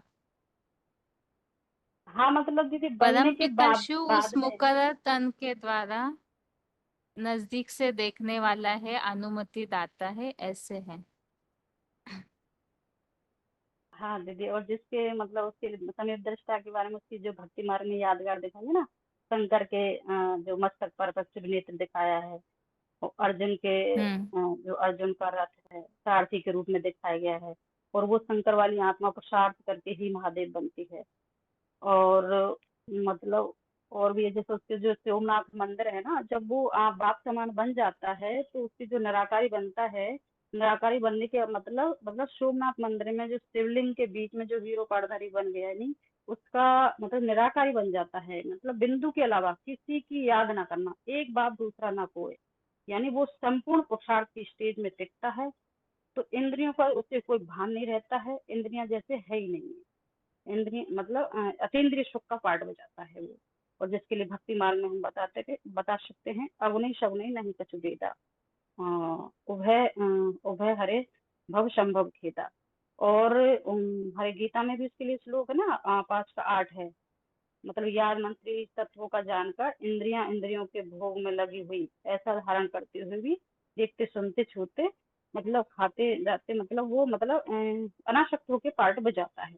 सब काम करते हुए भी वो अनासक्त होके पार्ट बजाता है।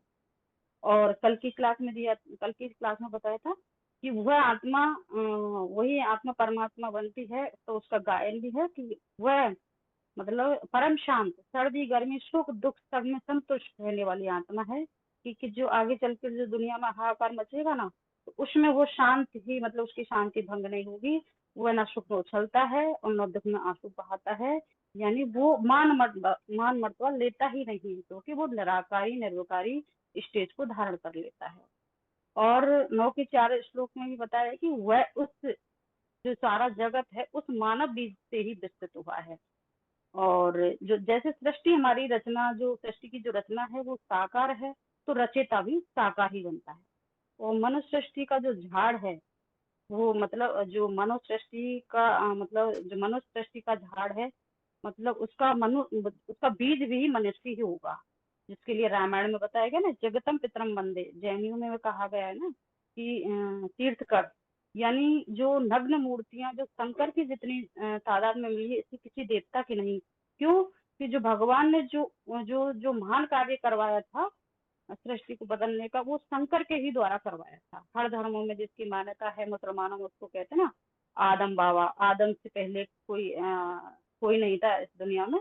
और हिंदुओं में कहते हैं ना शंकर का कोई जन्म देने वाला नहीं है। गीता में जिसके लिए अश्वत्थ वृक्ष मानी उस अविनाशी वृक्ष का कभी नाश नहीं होता है, जिसके लिए आज मुरली में भी आया ना, वही मतलब मम योनि महद ब्रह्म, यानी वही मेरी योनि महद ब्रह्म है, जिसमें मैं ज्ञान का बीज डालता हूँ।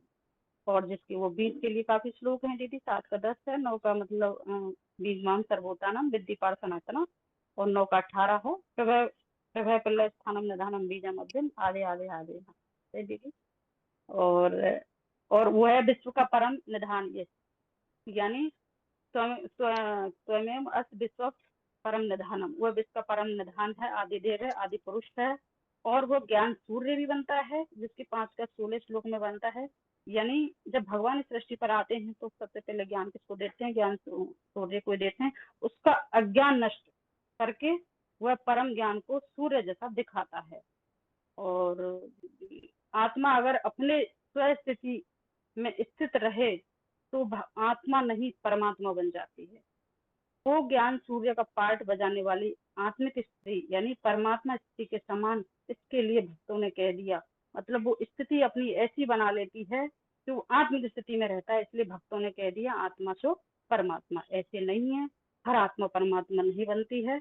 ऐसा जो पुरुषार्थ करने वाली आत्मा है कि जैसा जैसा सुप्रीम सोल चलाना चाहता है वैसे वैसे वो आत्मा चलती है, तो आत्मा सो परमात्मा बन जाती है, जैसे स्टेज का प्राप्त कर लेती है दीदी। इतना ठीक है, आगे बताइए। अगला फोन अनम्यूट है। ओम शांति बहन, पालम से। हाँ जी। हाँ, भगवान हाँ जी। सर्वव्यापी नहीं है, ये सबको एक्सप्लेन करने से पहले हम गीता का आधार जरूर लेंगे, क्योंकि ना सब शास्त्रों में सबसे ऊंचा शास्त्र में गीता ही आती है और गीता के आधार से समझाना आसान रहता है। तो सबसे पहले बोलेंगे कि भगवान जो है वो निराकार है, वो जन्म मरण के चक्र में ही नहीं आता है। इसी को सभी धर्मों में अलग अलग तरीके से बोल दिया गया है। कहीं पे सिखों में निराकार बोल दिया गया है, क्रिश्चियन में एनर्जी बोल दिया गया है, सुप्रीम सोल बोल दी गई है, और हमारे में भी निराकार बोला जाता है, ज्योति बिंदु बोली जाती है, मुसलमानों में अल्लाह बोला जाता है। तो सबसे पहले भगवान को समझना चाहिए। और गीता में भी आया है कि मैं सर्वव्यापी नहीं हूँ, मैं कहाँ रहता हूँ, ये एक्सप्लेन किया है 15 के 6 में।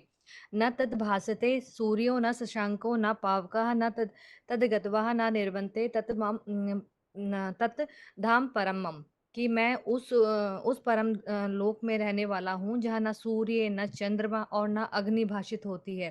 तो जहाँ जाकर कोई वापस भी नहीं आ सकता, वो मेरा क्या है? परम धाम है। तो फिर हम लोग को समझना चाहिए, जब गीता में ही साफ आया है कि भगवान का ऊपर स्थान है और बोला भी जाता है सबका मालिक एक, तो इशारा हम लोग जब करते हैं तो ऊपर की तरफ करते हैं। इसका मतलब परम धाम जो है ऊपर, वहां पे भगवान रहता है। गीता में भी एक्सप्लेन किया। अगर भगवान सभी में है, आप में है, हम में है, तो हम सब में है भगवान, तो फिर हम दुखी क्यों है? हमको जब तकलीफ होती है तो हम भगवान को क्यों याद करते हैं? जब हम ही में है भगवान, तो हमें तो याद करने की जरूरत ही नहीं है। कीर्तन करते हैं भगवान को खुश करने के लिए। जब हम आपस में ही खुश भगवान है, तो फिर खुश करने की क्या जरूरत है? तो भगवान हर जगह नहीं है, इस चीज को समझना चाहिए। बीमारी होती है तब भी हम लोग दुख होके भगवान को याद करते हैं। तो अगर भगवान है तो हम लोग बीमारी नहीं होंगे। बीमार नहीं होंगे तो हम सब ऊपर से नीचे गिरेंगे कैसे? सबके कर्म एक जैसे होने चाहिए। सब में भगवान है तो भगवान तो कभी किसी में गलत कार्य करता ही नहीं है। तो अगर हम लोग नीचे गिर रहे हैं तो इस चीज को समझना चाहिए कि हम लोग, भगवान हमारे अंदर नहीं है। हाँ, क्या है हमारे अंदर? भगवान की याद है। क्यों, कब आते हैं भगवान, इस चीज को समझना चाहिए। ये याद हमारे कहाँ बन जाती है? भगवान जो सबसे बड़ा कार्य करने आते हैं वो कार्य है कलयुग से सतयुग लाना। तो इसका मतलब कलयुग के अंत में भगवान आते हैं सबसे बड़ा कार्य करने के लिए। सबसे बड़ा कार्य क्या है? सतयुग लाना। असुर जैसे लोग हो गए हैं, इनको देवता जैसा बनाना। इसीलिए गीता में भी बोला है, भगवान का आने का समय भी बताया है। भगवान कब आते हैं? अगर सब जगह है तो आते क्यों है? ऐसा नहीं है, आते हैं। गीता में बोला है, यदा यदा ही धर्मस्य ग्लानिं भवति भारत अभ्युत्थान अधर्मस्य तदामी आत्मानां सजामि अहम। कहा है साफ शब्दों में कि भगवान कह रहे हैं, भगवान वाच है और भगवान कह रहे हैं कि मैं धर्म की वृद्धि होती है और अधर्म की ग्लानिंग होती है, धर्म की वृद्धि और अधर्म की ग्लानिंग होती है, तब मैं आता हूँ। और अधर्म की वृद्धि होती है तब मैं आता हूँ। तो अधर्म की वृद्धि तो ऑफ कोर्स कलयुग के अंत में ही होगी, और यही समय है। हम सब देख सकते हैं अधर्म कितना बढ़ रहा है। तो बाहर जाने वाले लोग तो समझते ही हैं, पर भगवान ने कहा है अपने घर में देखना चाहिए कि अधर्म बढ़ा या नहीं बढ़ा। आज खून के रिश्तों पर ही विश्वास नहीं रहा है। जब हम लोग कहीं जाते हैं तो 2 दिन के लिए अपनी जवान बेटी को अपने घर के रिश्तेदारों के यहाँ नहीं छोड़ सकते, क्योंकि हमें उन पे विश्वास नहीं है। तो सबसे बड़ा अधर्म कहाँ हो गया है? आज हमारे घरों में हो चुका है। तो तभी भगवान आते हैं, और भगवान आके सबसे बड़ा कार्य क्या करते हैं? भगवान एक सद्धर्म की स्थापना करते हैं। वो भी गीता के चौथे अध्याय के 8वें श्लोक में साफ क्लियर लिखा हुआ है। तो हमें ये चीज नहीं कहनी चाहिए कि भगवान सर्वव्यापी है, सब जगह है। भगवान जब आ रहे हैं तो भगवान किस में आ रहे, इस चीज को भी समझना चाहिए। तीनों हम सब जानते हैं कि मंदिरों में जो पूजा करते हैं वो देवी देवता है। देवी देवताओं में भगवान जब कार्य करते हैं तो 3 देवताओं के थ्रू कार्य कराते हैं इस सृष्टि पे। साकार सृष्टि है तो भगवान को एक मुख चाहिए होता है, एक शरीर चाहिए होता है, ताकि परिवर्तन कर सके, ज्ञान के थ्रू ज्ञान को समझा सके। तो वो कार्य किसके थ्रू कराते हैं? भगवान त्रिमूर्ति के थ्रू कराते हैं। सभी देवी देवताओं में त्रिदेव सबसे ऊपर है, ब्रह्मा विष्णु महेश। नाम से ही पता चल रहा है त्रिदेव, तो तीनों देवता है। तीनों देवताओं में एक देवता सबसे ऊपर है, देवों के देव महादेव। महादेव मतलब महा लगा तो कोई पावर लगी। पावर क्या है? भगवान शिव। भगवान शिव ने अपना नाम किसी और को दिया ही नहीं है। भगवान शिव ने सबसे बड़े देवता को अपना नाम दिया है, इसीलिए वो देवों के देव महादेव कहा जाता है, और उनके थ्रू कार्य किया कराया गया है। और बोला भी है गीता में साफ कि भगवान आते हैं तो साधारण तन गरीब निवास में आते हैं। तो साधारण तन गरीब निवास में ही आएंगे भगवान। तो वो जो आत्मा होगी वो कलयुग के अंत में साधारण तन और गरीब निवास में होगी। उन्हें कोई मान मर्तबा की जरूरत नहीं होगी। तो हमने देखा है सभी देवी देवताओं में एक मान मर्तबा से परे वाली आत्मा ही शंकर की है, जो हम लोग देखते आए हैं कि उनके गले में सांप, हाथ में, दोनों हाथों में सांप, सर पे सांप और कमर पे सांप। इसका मतलब ये है कि सांप जैसे लोग उनको डसते रहते हैं, लेकिन वो भगवान के कार्य में इतने अच्छी तरह लीन रहता है और कार्य करता रहता है कि उनके सांप डसने से उनको कोई फर्क नहीं पड़ता। तो आज जिस रथ में भगवान है और कार्य कर रहे हैं, उसको समझना चाहिए कि वो क्या नाम है, हाँ, कार्य कर रहे हैं, वो बहुत साधारण तन है। तो इस चीज हाँ, और हमने देखा भी है, सॉरी, हमने सुना भी है कि भगवान जो कलयुग के अंत में आते हैं, कल्कि के रूप में आते हैं। तो वो रूप क्या है? वो ही उन्हीं का रूप है, कल्कि का रूप। कल्कि का रूप मतलब भगवान ने साफ बोला है कि ऐसी सृष्टि पे कोई चीज नहीं जो मेरे पे लागू नहीं होती। तो अगर पूजा होती है भगवान की, सबसे ऊंची स्टेज जो है वो पूजा की है। तो अगर सबसे नीची स्टेज तो कलंक लगाना हो गया, तो कल की मतलब कलंकों को धरने वाला। जब वो सृष्टि पे आएंगे तो ऑफ कोर्स उन पे बहुत सारे कलंक लगाए जाएंगे, जिससे पता चलता है कि इंसान आज इतना गिर चुका है, अपने मान मर्तबे में फंस जाते हैं और सच्चे सदगुरु की अवहेलना करते हैं, अवहेलना करते हैं। और हमें देखना चाहिए कि भगवान जो है वो सर्वव्यापी नहीं है। हम एक एग्जाम्पल और दे के समझा सकते हैं कि भगवान अगर सर्वव्यापी है, तो जैसे माँ है, एक माँ का बच्चा है और वो लंदन चला जाता है या बाहर चला जाता है पढ़ाई करने के लिए, तो माँ के शरीर, माँ के अंदर क्या बच्चा है? नहीं, उनके अंदर उनकी याद है। जब भी वो जिस घर में है, वो घर में उनकी याद है, उनके अंदर बच्चे की याद है, तो क्या बच्चा उसके साथ ना रहने की वजह से भी वो याद कर रही है, तो वो उनके अंदर याद है। ऐसे ही जब भगवान इस सृष्टि पे आते हैं तो हम सभी आत्माओं का जब कल्याण करते हैं, तो कल्याण करना मतलब हम लोग जब ऊपर से जन्म लेते लेते नीचे आते हैं, हम सभी आत्माएं हैं जन्म मरण के चक्र में आने वाली। तो ऊपर से जब नीचे आते हैं तो हमें संग का रंग और अनदोष लगता ही आता है। इससे हमारी आत्मा जो है वो तमो हो जाती है। तमो होने के कारण हम लोग पॉजिटिव नहीं रह पाते, और हमारी जो दुर्दशा हो रही है वो इसी का कारण है कि हमें संग दोष और अनदोष लग चुका है। तो इस समय जब भगवान आते हैं, सॉरी, जब इस समय हम कह सकते हैं कि भगवान जो है वो हमारे जो अंदर की जो पॉजिटिविटी होती है वो सब जीरो हो जाती है, और हम तमो हो जाते हैं, नीचे गिर जाते हैं। जैसे फोन की बैटरी होती है वो खत्म हो जाती है, उसको चार्ज भगवान से चार्ज जो है वो चार्जर से किया जाता है। तो ऐसे ही हमारी जो आत्मा की जो शक्ति है, पावर है, वो खत्म हो गई है, और उसको ऊंचा उठाने के लिए भगवान को आना होता है। तो इसीलिए भगवान को हम कह सकते हैं कि भगवान हमारे अंदर है, उनकी याद हमारे अंदर है। हमारे अंदर नहीं भगवान है, हमारे अंदर उनकी याद है। और बोला भी गया है कि भगवान को हर जगह डाल दिया है। कहते हैं ना, सुअर में, मछली में, गंध में, सब जगह डाल दिया है। ऐसे क्यों बोला है भगवान ने? जब हम सब जानते हैं कि इस सृष्टि को खराब करने में के निमित्त कौन बनता है? क्या जानवर बनते हैं? मनुष्य ही बन रहे हैं, आप सब देख रहे हो। तो मनुष्य को समझाने के लिए क्या मछली, सुअर, मगरमच्छ, कच्छमच्छ ये सब समझा सकते हैं क्या? नहीं समझा सकते। इसको समझाने के लिए तो भगवान भगवान मनुष्य तन का ही आधार लेते हैं। और भगवान ने बोला भी है कि भगवान जो है वो निराकार है, वो जन्म मरण के चक्र में नहीं आते हैं। तो उन्होंने ये भी बोला है कि वो कैसे आते हैं इस सृष्टि पे। आते हैं तो वो दिव्य जन्म लेके आते हैं। गीता के अध्याय 4 के 9वें श्लोक में दिव्य शब्द का अर्थ, दिव्य शब्द का यूज हुआ है। और दिव्य शब्द को समझने के लिए 11वें के 54वें श्लोक में हम जाएंगे तो वहां पे भी लिखा है, भगवान ने बोला है कि मैं जानने योग्य हूँ, पहचानने योग्य हूँ और प्रवेश करने योग्य हूँ। प्रवेश तुम वर्ड ही क्लियर करता है कि दिव्य जन्म, तो वो किसी में प्रवेश करता है। प्रवेश किसमें करता है? भगवान ने जिसको अपना नाम दिया है उसी शरीर का आधार लेता है। अपना नाम भगवान ने शंकर को दिया है।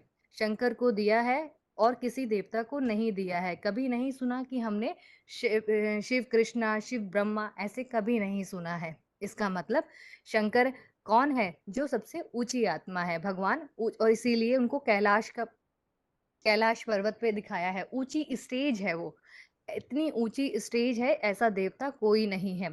और हाँ, तो थोड़ा साकार का परिचय देंगे। ओम शांति। ओम शांति। ठीक है। हाँ जी। दीदी मैं बोलूं, आत्मा अनेक हाँ जी। है और परमात्मा एक है। और आत्माओं में लेपछेप लगता है, परमात्मा पे लेपछेप नहीं लगता है। क्यों नहीं लगता है? क्योंकि वो जो भी कार्य करता है तो उस कार्य को करते समय उसमें वो आसक्ति नहीं रखता, वो अनासक्त होकर करता है। अब ये परमात्मा जो है वो हस्ती है जिसके द्वारा परम पिता कार्य करता है ना। तो इसके लिए 13वें अध्याय के 22वें में बोला उपद्रष्टा हनुमंता, है ना। तो इसमें वो सभी सारे कार्य करता दिखाया है। और जो 13वें के 31 में बोला है कि जो शिव समान जो निराकारी स्टेज बना लेता है वो है परमात्मा, है ना। तो निराकारी स्टेज का जो रूप दिखाया गया वो दिखाया गया अपना अव्यक्त मूर्तिना रूप, जो लिंग रूप है वो दिखाया गया। और ये उसी रूप में ये दिखाएगा कि वो अभोक्ता का भी रूप दिखा दिया कि जिसमें वो कार्य करते हुए भी उसका रस नहीं भोगता। और दीदी इसके लिए जो जो परमात्मा जो है वो कैटेगरी, जैसे क्या होता है आत्मा और परमात्मा, तो कोई तुलना हो गई। परम वर्ड तब आया जब तुलना हो गई, है ना। तो तुलना होने में एक सेकंड है, जब तुलना होती है तो कोई ना कोई विशेष गुण होगा तो ही तो तुलना हो सकती है ना। तो वो भगवान के जो सारे गुण जो है, अक्षर, अकर्ता, अभोक्ता और निराकारी, ये सारे जो गुण हैं वो उसमें दिखाए जाते हैं। और जैसे वो ये भगवान का जो कार्य है संसार का को ऊंचा उठाने का कार्य, वो कार्य करते समय उसको संसार के समस्त धर्म की जो रीति कुरीति और जो भी ये कर्मकांड है, इन सबको करने वालों से टक्कर लेना पड़ती है, तो उसको विरोध भी सामना करना पड़ता है। और जो विरोध सामना करना पड़ता है तो ग्लानि भी होती है, और वो सब ग्लानि को वो पी जाता है, उससे वो अप्रभावित रहता है। उसके अप्रभावित रहने के करने के बाद भी वो विश्व कल्याण का जो कार्य करता है, और जो नई सृष्टि के लिए वो आत्मा को चुनता है, उनको आप समान बनाने का कार्य करता है। सारा कार्य वो जिस रथ के द्वारा करता है, जिस शरीर के द्वारा करता है, उसके लिए जो 13वें का जो पहला श्लोक है, जो शंकर महादेव का जो परमपिता का साकार रथ है, उसके बारे में भगवान ने क्षेत्र क्षेत्र का ज्ञान दिया। और इसके अलावा जो कठोपनिषद में भी बताएगा कि वो जो परमात्मा वाला जो जिसका वो जो रथ है ना, उस रथ की शरीर को कंट्रोल कर लेता है, और लेकिन उसके आत्मा को स्वतंत्र रखता है, और उसके द्वारा सारा कार्य संपादित करता है। और ये सारे कार्य दिखना भी चाहिए। तो ये सारे कार्य जब दिखते हैं तो उसके लिए 6ठे अध्याय का 7वें श्लोक में भी बताया है। एक सेकंड दीदी है, 6ठे अध्याय का 7वें श्लोक में, एक ही आत्मा है जो परमात्मा में लीन हो जाती है। मतलब वो जो लीन हो जाना, मतलब एक रूप हो जाना, जिसके लिए बोला कि सगुण अगुण कछु भेद नहीं समाना है ना, मतलब जो दोनों में कोई भेद नहीं कर सकता है, वो इसलिए वो शिव शंकर एक करके दिखा दिया, जिसके लिए बोला गया जितात्मा प्रशांत परमात्मा समाहित शीतोष्ण सुख दुखेशु तथा मान अपमान योग, है ना, ऐसा करके बोला गया। और इसमें जो भगवान की निराकार स्टेज के बारे में भी बताया है, जो कर्म फलों की आसक्ति के लिए, जो 6ठे अध्याय के 4थे श्लोक में भी बोला है, जिसमें यदाई इंद्रियर्थु न कर्मसु अनुषज्यते सर्व संकल्प सन्यासी योगारूढ़ तदा उच्यते। और दीदी ये जो परमात्मा पाठधारी है, जो जिसके लिए एक के लिए भगवान परमपिता शिव के लिए भी नहीं बोल रहे कि वो परमात्मा है, क्योंकि वो तो तुलना में आता ही नहीं है ना। तो जो तुलना में नहीं आएगा तो फिर कोई तो उसका टाइटल लेगा ना। तो वो जो आत्मा है जिसने कि अपने पुरुषार्थ से ये अर्जन किया, जो अमोघ वीर्य बना, जिसने और जो सर्वोत्तम शासन है, मास्टर त्रिलोकीनाथ बना, वो शिव ज्योति समान शिव बाबा है। और वो क्या करता है कि वो कुटस्थ रहता, मतलब सारा काम करने के बाद भी वो उसका मान मर्तबा नहीं लेता। एकमात्र शंकर ही है, जो शंकर महादेव ही है, जो ये सारा सृष्टि का कार्य करने के बाद, भगवान परमपिता शिव का जो सारा कार्य करने के बाद भी वो उसका सुख नहीं लेता, उसका मान मर्तबा नहीं लेता है।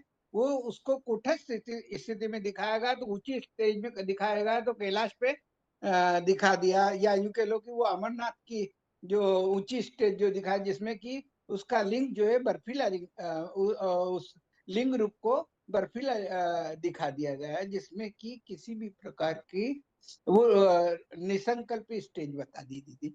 दीदी ओम शांति। ठीक, हाँ दीदी, आगे ओम बताइए। शांति। हाँ दीदी, ओम शांति। कहते तो हैं आत्मा सो परमात्मा, क्या हर आत्मा परमात्मा है?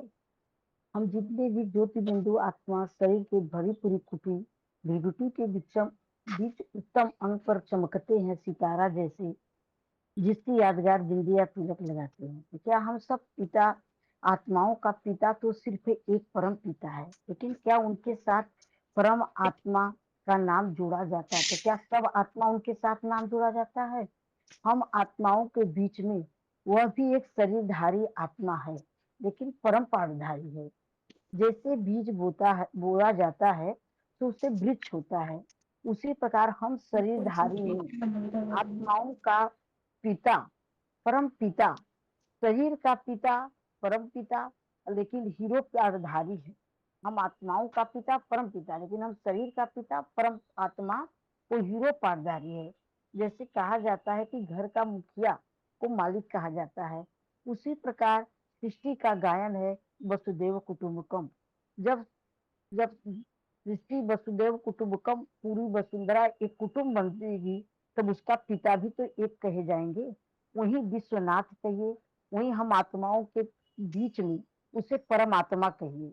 भगवान का मतलब परम पिता जो है उसका रथ कहिए, जिसे रामायण में कहा गया है कि रावण रथ बिरथ रघुवीरा। हम सब देह अभिमान के रथ पर हैं, लेकिन हम सब देह अभिमान के रथ पर भी वो बाप समान बनने वाली आत्मा, जिसे परम पिता जानकारी आकर देते हैं, वही जिसे कहा गया रामायण में कि जान नहीं सोई गई देहु जनाई, जानत तुम ही हो जाई। मतलब वो परम पिता को जान करके उनके समान निराकार बनता है। शिव ज्योति परम पिता समान बनकर दिखाती है, इसलिए इस लिंग को शिवलिंग कहा जाता है। परमात्मा है, वही शिव प्लस बाबा है, वही मनुष्य सृष्टि का बीज है।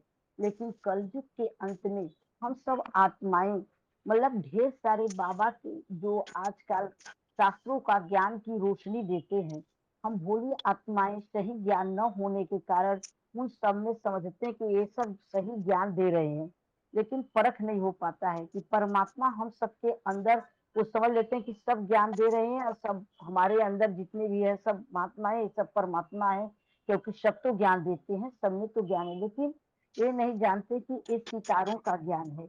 रोशनी तो होती है सूर्य के ज्ञान से सारे जगत की, सारे जगत का कल्याण तो पूरा प्रकाश तो सूर्य से होता है, उसी तरह सारे संसार की कल्याण भी तो एक ही से होता है, जो परमात्मा है, जिसको कहा गया एको सत्य विद्या बहुता बनंती। तो एक ही सत्य ब्राह्मण है, जिसको को ज्ञानी जन अनेक नाम से गुणगान करते हैं, भक्तजन पूजा करते हैं। लेकिन उसी का रामा गीता में बताया है कि तुम आदि देव पुरुष पुराण है, कि तुम ही पुराना से पुराना पुरुष हो। और उसी का गायन है कि हम आत्मा परमात्मा अलग रहे बहुकाल, सुंदर मेला कर दिया जो सतगुरु। सतगुरु मतलब कि जो हम आत्मा निराकार और परम पिता भी निराकार, तो वही जो परम आत्मा है वही सतगुरु बनता है। सतगुरु मतलब कि साकार में गुरु होना चाहिए, सत्य शिव भी रहे और व्यक्तित्व भी सत्य भी साकार में रहे।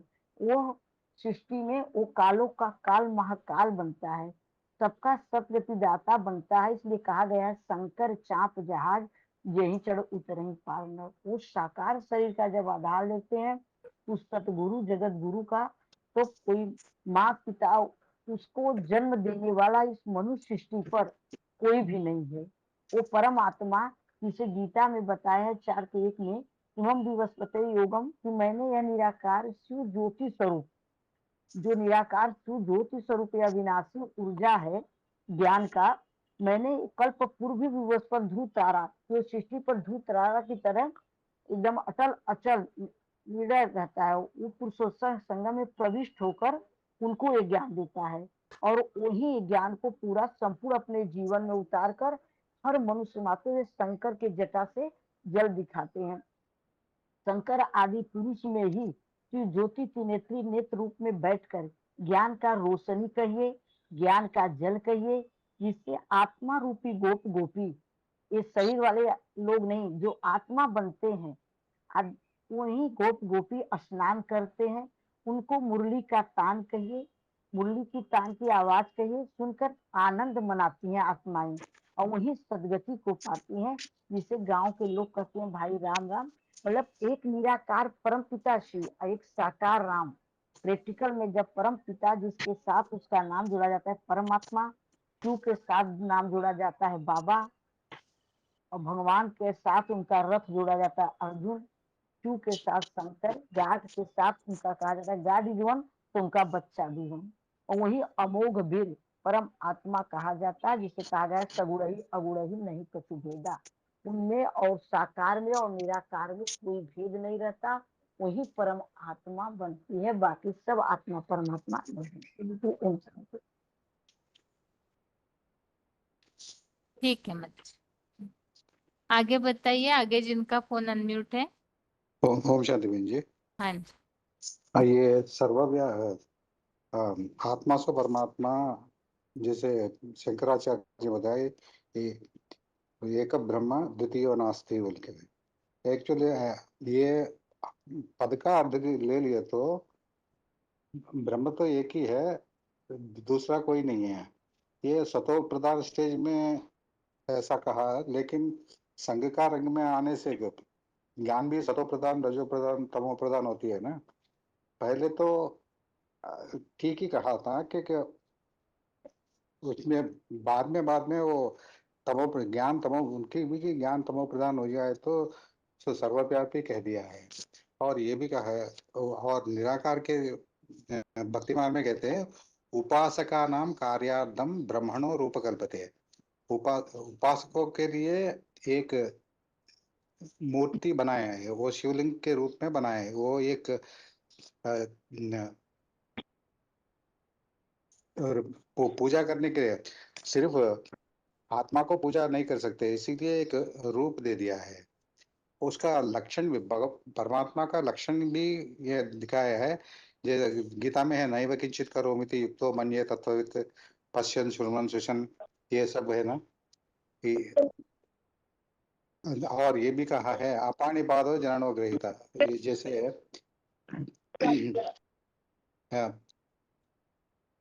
अपाणिपादो जननो गृहीता पश्यति चक्षुश्च शृणोश्च कर्ता न वेत्ति वेद्यं तसवेत्च वेत्ता तमाहुरज्ञम पुरुषम महांतम। वो हाथ और पैर नहीं है, लेकिन चलता भी है, सब कुछ पकड़ता भी है, ऐसा कहा है। लेकिन वही सब कुछ देख सकता भी है और सर्वज्ञ भी है भगवान। और गीता में 13 अध्याय में 4th श्लोक में, 4था श्लोक में ऋषिभिद बहुधा गीतं छंदोभिर्विविधैव पृथक् ब्रह्मसूत्र पदश्चैव हेतुमद्भि विनिश्चितैः। जो भी वेद शास्त्र पुराण और उपनिषद आदि जो कुछ भी शास्त्रों के भक्ति मार्ग के शास्त्र है, एक को ही वर्णन किया है, तो भगवान एक ही कहते हैं। और ये भी कहता है, श्रुति वाक्य है क्लेश कर्म विपाकाशये अपरामृष्ट पुरुष विशेष है ईश्वर। जिस साकार व्यक्ति को लेप छेप, जो कर्म लेप छेप कुछ नहीं लगता, और करते हुए नहीं करता, देखते हुए नहीं देखता, उसको ही परम पुरुष कहते हैं साकार में। और भक्ति मार्ग में ये भी कहते हैं गॉड इज ट्रूथ बोल के, सत्य है, भगवान ही सत्य है। इसलिए भक्ति मार्ग में सत्यमेवेश्वरो लोके सत्ये धर्म प्रतिष्ठितः सत्यमूलानि सर्वाणि सत्या नास्ति परम पदम। और ये भी कहा है, आप गीता में आया भगवान तो एक ही है, उनको ही आश्रय करना है। इसलिए गीता में भी है आप ब्रह्म भुवनान लोका पुनरावृत्तिनो अर्जुन माम उपेक्षितो पुनर्जन्म न विद्यते। मेरे को ही आश्रय करने से ही पुनर्जन्म नहीं होता। और ये भी कहा है माम उपेक्षितो कौन्तेय दुखालयम अशाश्वतम, सभी दुखों से मुक्त हो जाएंगे। और भगवान एक ही है, इसके लिए बीजमाम सर्वभूतानां विद्धि पार्थ सनातनम बुद्धिर्बुद्धिमतामस्मि तेजस तेजस्विना। और ये भी कहा मम योनिर्महद् ब्रह्म तस्मिन् गर्भं ददाम्यहम् संभव सर्वभूतानां ततो भवति भारत। और ये सर्वव्यापी की बात ऐसी हो गई है आत्मा सो परमात्मा, क्योंकि शास्त्र वेद अनेक प्रकार के हैं, मुनि का मत भी अनेक प्रकार के हैं। सो उसमें प्रभावित होकर सर्वव्यापी मान लिए हैं। ये कहते हैं यह शास्त्र विदुच्य वर्तते कामकारः न स सिद्धिम अवाप्नोति न सुखम न परांगति। अब जानने से ही सब कुछ सुख और शांति मिल सकती है। और क्षेत्रज्ञो ज्ञानम, क्षेत्र और क्षेत्रज्ञों को जानने से ही सब कुछ जान लेते हैं, क्षेत्र कौन है और क्षेत्रज्ञ कौन है। और भक्ति मार्ग में भी रहते हैं वेदा विभिन्न स्मृतयोर विभिन्न, वेद भी अलग अलग है, स्मृतियां भी अलग अलग है। वेदा विभिन्न स्मृतयोर विभिन्न तथा मुनीनाम मतयोर विभिन्न, मुनियों का भी मत अनेक प्रकार के हैं। धर्मस्य तत्वम निहितं गुहायाम। धर्म का तत्व तो बहुत गहराई है। महाजनो येन गत सपंदा। इसलिए महाजन जो रास्ता पकड़ते हैं उसी रास्ते पे चलना है। और ये भी जब भगवान का लक्षण ये होता है, सत्यम माता पिता ज्ञानम, धर्मो भ्राता दया सखा, शांति पत्नी क्षमा पुत्र, षडेते मम बांधवा। जब ज्ञान में आने से अपना परिवार यही होता है। सत्यम माता होता है, सत्य सत्य बोलना ही एक माता। पिता ज्ञानम, ज्ञान समान पिता है। धर्मो भ्राता, धारणा के लिए भ्राता बड़े भाई, जैसे ब्रह्मा को कहते हैं, ब्रह्मा को फॉलो करना हो। शांति पत्नी, पत्नी शांति पत्नी, क्षमा पुत्र, जैसे पुत्र को क्षमा करते हैं वैसे ही उनका लक्षण होता है भगवान का साकार रूप में। शेडे थे मम भाई, यही हमारा बंधु मित्र है। यही है भाई। ठीक। हाँ हेलो, हेलो हाँ दीदी। जी, हाँ जी। हाँ ओम शांति। मेरा रोल नंबर है 9572, लातूर मधुबन। दीदी बारिश आ रही है जोर से, लेकिन देखो अभी आवाज आता है क्या? तो कल के टॉपिक के ऊपर मैं शॉर्ट में बता रही हूँ। तो शंकर की यादगार ही शिवलिंग के रूप में पूजी जाती है। तो वो एक ही आत्मा है जो आत्मा को परमात्मा में लीन होती है।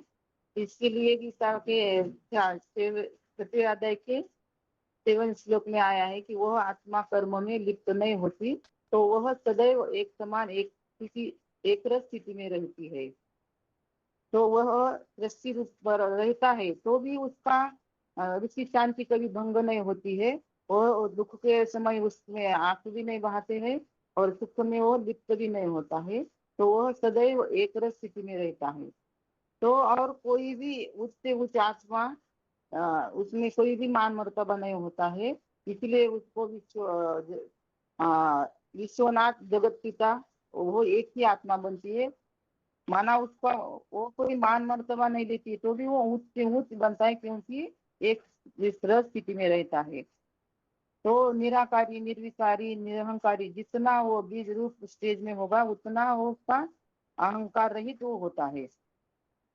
तो इसीलिए गीता में आता है, मेरी अव्यक्त मूर्ति शिवलिंग द्वारा ही सारा जड़ जगत विस्तृत होता है। इसका श्लोक ये होगा, इसका श्लोक इसके लिए वो श्लोक नहीं है। तो इसलिए ये आता है कि निराकारी अव्यक्त मूर्ति का वर्णन गीता में आया है कि उस अव्यक्त मूर्ति द्वारा सारा जड़ जंगम संसार उत्पन्न होता है। और परम पिता परमात्मा के साथ परमात्मा का ही नाम जोड़ा जाता है, जरूर वह बाप समान बनता होगा ना। तो भारत की परंपरा में एक ही देवता है, जगत सीतरम वंदे मातरम जिसको कहा जाता है। तो मूर्ति तो है, मूर्ति तो साकारती होती है, लेकिन वह नग्न मूर्ति है। वो तो उसके ही शिवलिंग के रूप में मूर्ति माना जो भी खुदाई हुए तो शिवलिंग के रूप में उससे ही मूर्तियां ज्यादा मिली है, कोई अन्य देवताओं की नहीं मिली है। तो वह बाप के रूप में प्रवेश करता है, इसलिए जगत पिता भी उसको कहा जाता है।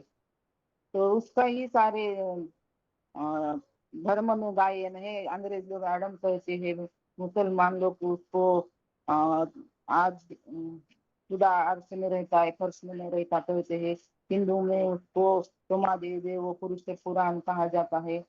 तो वो सबका आदि है, आदि करता है, इसीलिए उनका नाम भी आज से ही शुरू होता है। और इसलिए गीता में भी आता है कि अव्यक्त मूर्ति ना देखने में तो आता है, तो एक ही सत्य आत्मा होती है, उसके हाथ पांव नाक कान होते हुए है तो भी वो देखने में नहीं आता है। मेरा इसलिए उनकी निराकारी शिवलिंग के रूप में उनकी पूजा होती है। और एक ही बीज है जिसकी मान्यता सब धर्म में है। यह अविनाशी बीज है, वह बीज बोने वाला माना अहम बीज प्रजापिता इसके लिए कहा जाता है। इस मनुष्य सृष्टि में उसका विनाश नहीं होता है। शंकर महादेव को ही इसलिए अविनाशी माना जाता है, वह अविनाशी है, ऑलराउंड पार्टधारी है। तो इसीलिए गीता में आता है कि अश्वत्थ वृक्ष, माना इस मनुष्य सृष्टि पर कोई भी ऑलराउंड पार्टधारी नहीं है, और सारा जड़ जंगम उससे ही शुरू होता है। और सृष्टि का बीज है, जैसे झाड़ में बीज होता है ना, तो उसमें वृक्ष समाया होता है, तो वैसे इस बात में भी सारा नॉलेज समाया हुआ है। और शंकर ही मनुष्य सृष्टि का बीज है, उसका कोई बाप नहीं है। इस झाड़ में पहले पहले उसको ही बीज रूप में दिखाया जाता है, मनुष्य सृष्टि के झाड़ में। तो गीता में 11वें अध्याय का 38वें श्लोक में आता है कि उस निराकारी निर्विकारी बने जगत पिता से ही सारा जड़ जंगम वृक्ष फैला हुआ है, वह सबसे पुराने से पुराना है। तो वह ज्ञान की निशानी निराकारी निर्विकारी है, वह आत्मा से परमात्मा बनती है। माना जो बाप जैसे चलाए वैसे वो चलता है, तो वो बाप समान बनता है, तो उसको परमपिता परमात्मा कहते हैं। तो इसके लिए मुसलमानों में कहते हैं कि आदम को खुदा मत कहो, आदम खुदा नहीं, लेकिन खुदा के नूर से आदम जुदा नहीं है। माना वो उनकी याद में इतना लवलीन होता है, इसलिए आत्मा सो परमात्मा कहा जाता है इनको। बस इतना ही दीदी। ठीक है माता जी। ओम।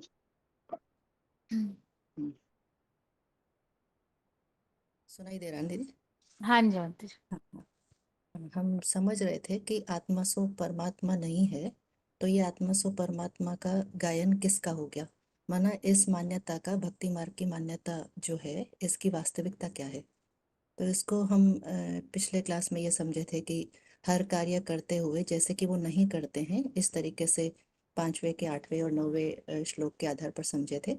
इसी को हमने आगे समझा कि वो जैसे कि अनासक्त होकर हर कार्य करते हैं, तो उसका जो रिजल्ट निकलता है वो भी स्वाभाविक है कि वो उसको भोगते नहीं है। इसलिए ये श्लोक बताया 6 का 7वां, जितात्मनः प्रशांतस्य परमात्मा समाहित शीतोष्ण दुख दुखेषु तथा मान अपमानयो।